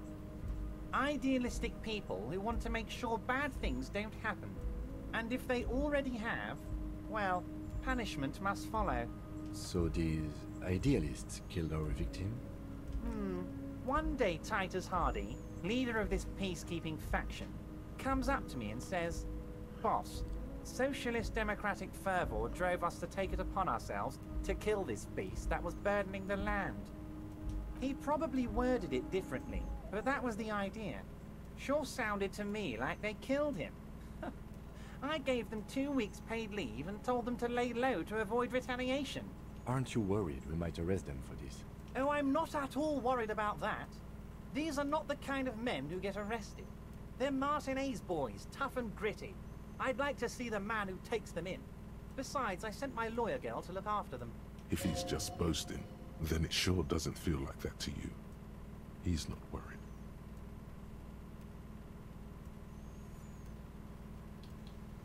How do I know? Let me tell you about these people. That's their MO. It's what they do.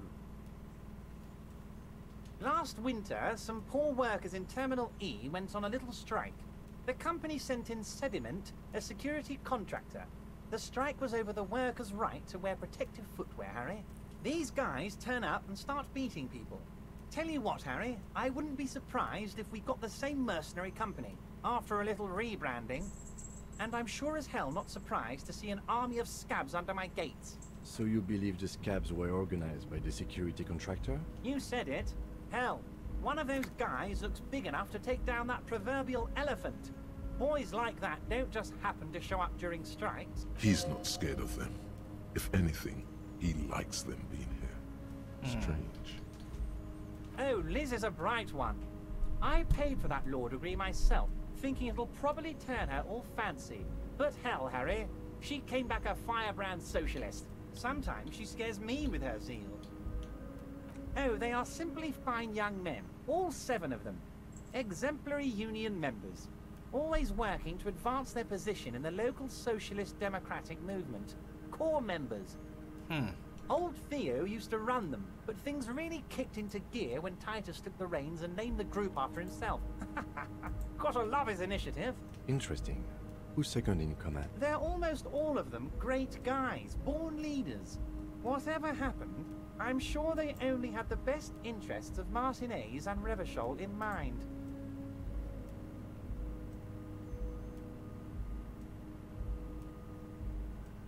Work with them. Hell, interview them. But don't fight them. They really are just like you. Men who like beer, women, and some order on the streets. You know what, Harry? I got a feeling they're gonna show up in full force tomorrow.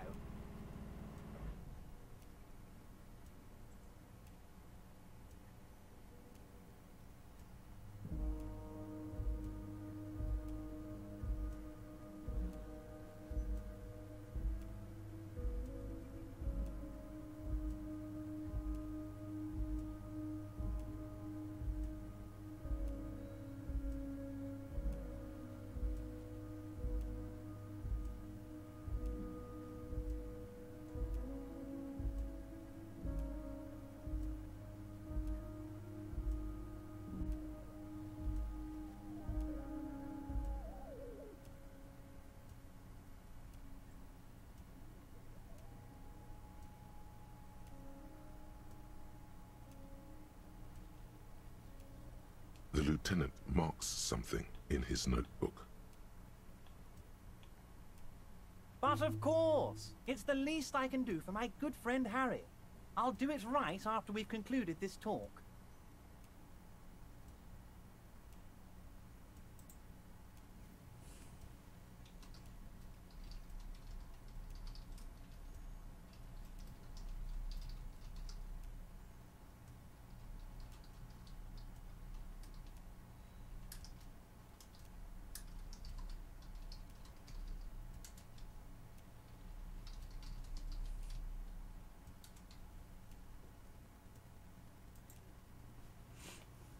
When you meet this Titus, tell him about this.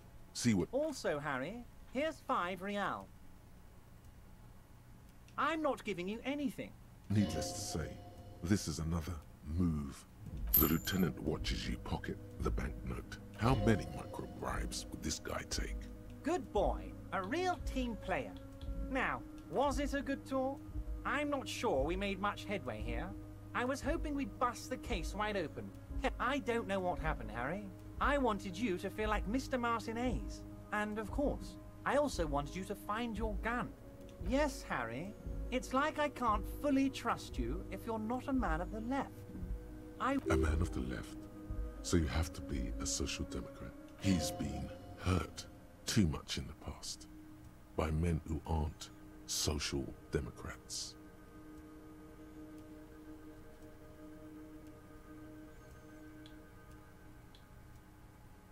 You're saying it, but I don't believe you. You know how it is, company snitches. And what would this entail? Once again, I require nothing unethical or illegal of you. You just need to get 2 little signatures on this piece of paper, and then mail it to my accountant in La Delta. I'm glad you asked, Harry. The Union is going to build a modern youth centre in Martinez. It will be righteous. We're gonna get those teenagers off drugs. Off drugs and on roller skates. There's a nameless little street on the coast with some old houses around it. Most people have already signed. I just need 2 more signatures. It depends. I don't think what we just got from Mr. Clare was very useful. But, he thinks, it's your call. As I said, it weighs on me heavily. But once we get really talking, well, I'm gonna hand you the keys to Martinez. And make on the coast, Harry, across the canal. There's a cul-de-sac there, a little village they're calling it. Water drips from the eaves. A woman looks at her freshly tarred skiff. There's a pair of cavalry boots under the fish in the box, and the wind howls like a vicious spirit. They are just gonna have to deal with the construction noise for 6 months, and then they'll be living like kings. Right next to you bring joy to my heart. You need to get signatures from Isabel Sadie and Lillian Carter. The cul-de-sac is right past the pawn shop and across the canal. Once you have the signatures, mail this to 13022 La Rocca in La Delta. Then, I'll know you're a solid socialist. Oh, that's very nice. I haven't gotten around to her yet. I'm very, very busy, you see. One thing I want to make very clear, Harry, is that this is not some kind of union versus corporation situation. We're all trying to do what's best for Martinez. Don't feel like you can't cooperate with her because you and I are such good friends and I'm helping you find your lost gun. I'm not a jealous guy. Whoa, that's so nice of him. Suspiciously nice. Of course, Harry. Let me just... I have no interest in what she is doing, but I myself have nothing to hide. Your business is your business, and I respect your privacy.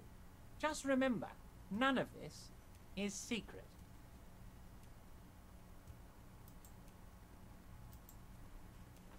Tell her about all of it. My brother's picture, my singing swordfish clock.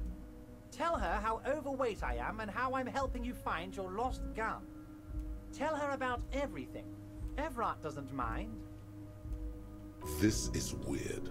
Not nice weird, but okay. What?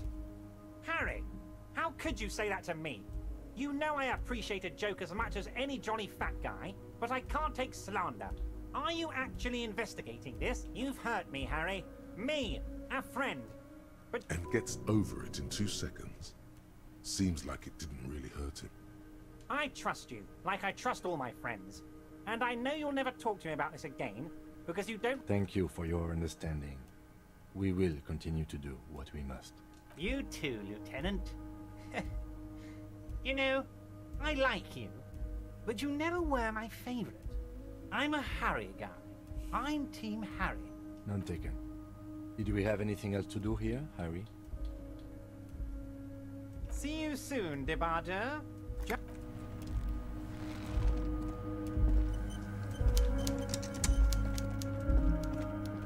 You know what? Let's do a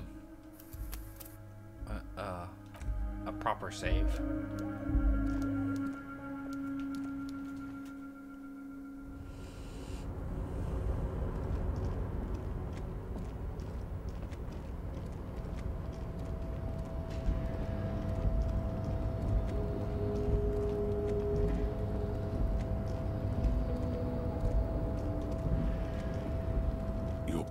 before the cargo container. Its drawer, you attempt to turn the handle. To your left, the lieutenant considers your actions with some puzzlement.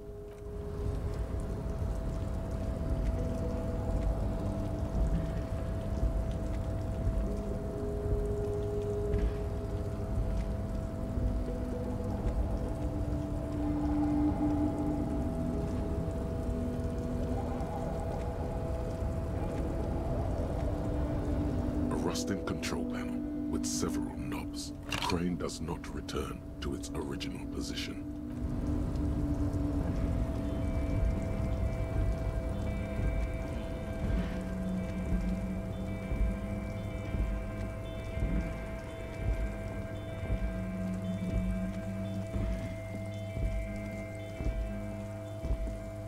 This is the night watch.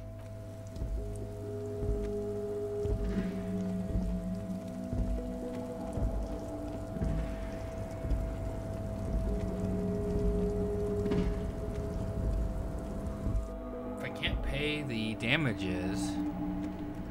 Where do I go?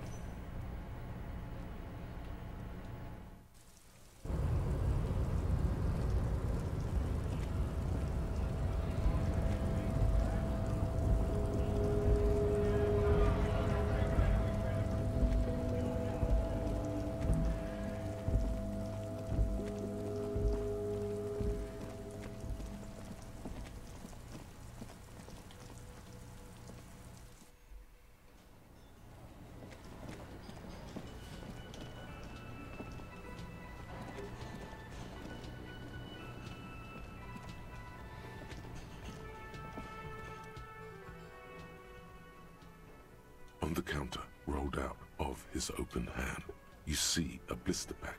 The man does not mind. You've just picked up some magnesium. This item is stored in the bottom left corner of the screen above your character portrait. Use magnesium to heal your morale if you have morale damage.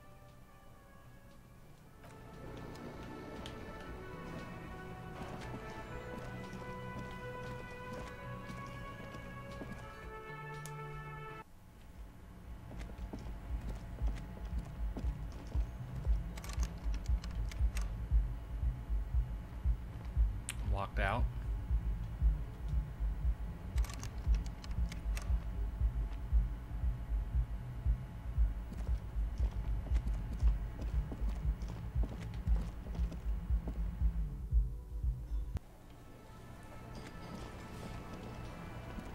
Can I help you? Yes, have you got it? A lot. A lot. For the room, drinks, and Yes. Absolutely. You wait and see, cafeteria. Absolutely in.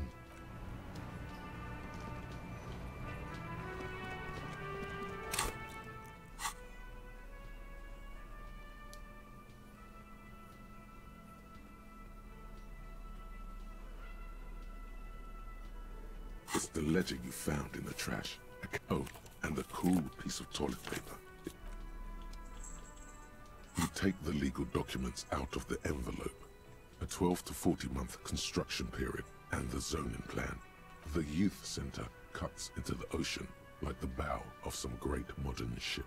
Apparently, it's going to cover most, if not all, of the street and the square between the existing houses. I'm no property lawyer, but it looks fine. I like the print size. They're not selling or leasing anything. It's not a perfect solution, but... There doesn't seem to be anything of interest here.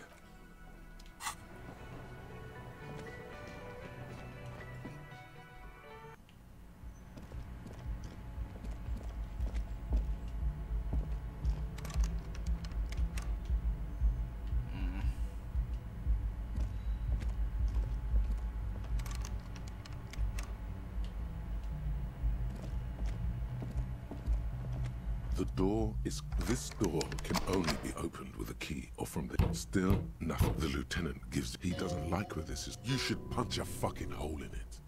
The murmur in your ears recedes.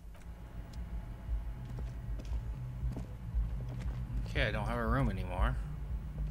Because I need another 80.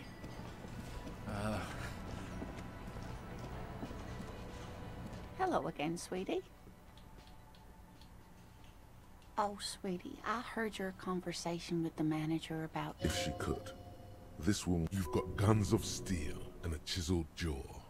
Somewhere under the bloated alcohol layer. Your deportment remains dignified as you shed a... Sweetie, I only have a few cents on me, but... I could give you this to pawn. Wonderful. He has a pin. The pin is round and slightly tarnished. 3 sailboats in bas-relief with the sun hovering over the water behind them. A chipped green banner at the bottom reads... Oh, it's not an ancient family heirloom or anything, but I suppose it would.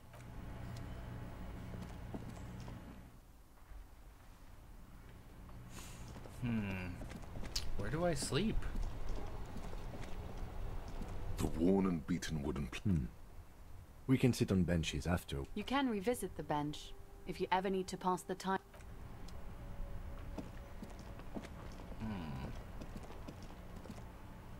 The dented yellow mailbox greets you with its graffiti and bullet holes.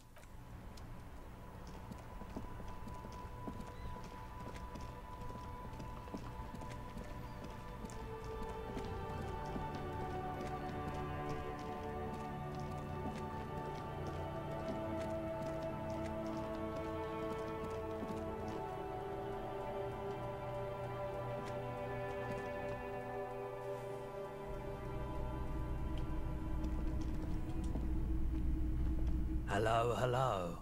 Let me know if I can help you with anything. Sure, let me have a look.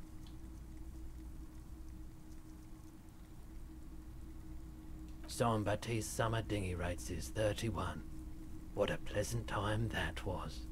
So, what do you want to know? Price? I can give you $3.20 for it. That's it?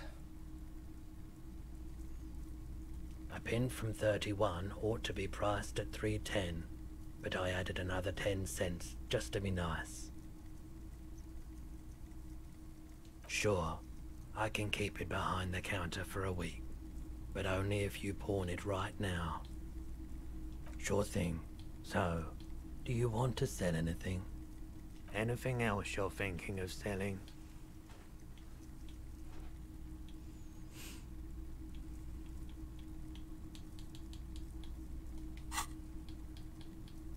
Another time, perhaps.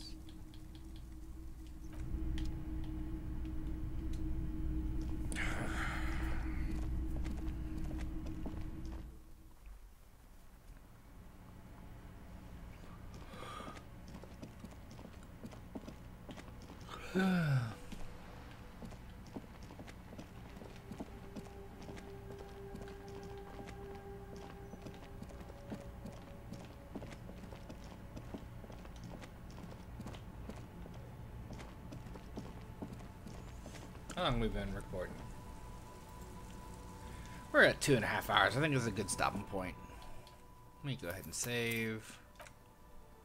Confirm. Alright. I'm gonna get up. Move around a little bit. Maybe put some of my laundry away that I folded last night. Things that you don't really need to know about. Because it's irrelevant. It will be done by the time you see this video, if you even see this far in. Anyway, thanks for watching. Like, follow, subscribe, all that stuff. Sub over on Twitch if you don't mind. I know this is on YouTube, but if you can sub on Twitch, I can get paid. I'll see you in the next video.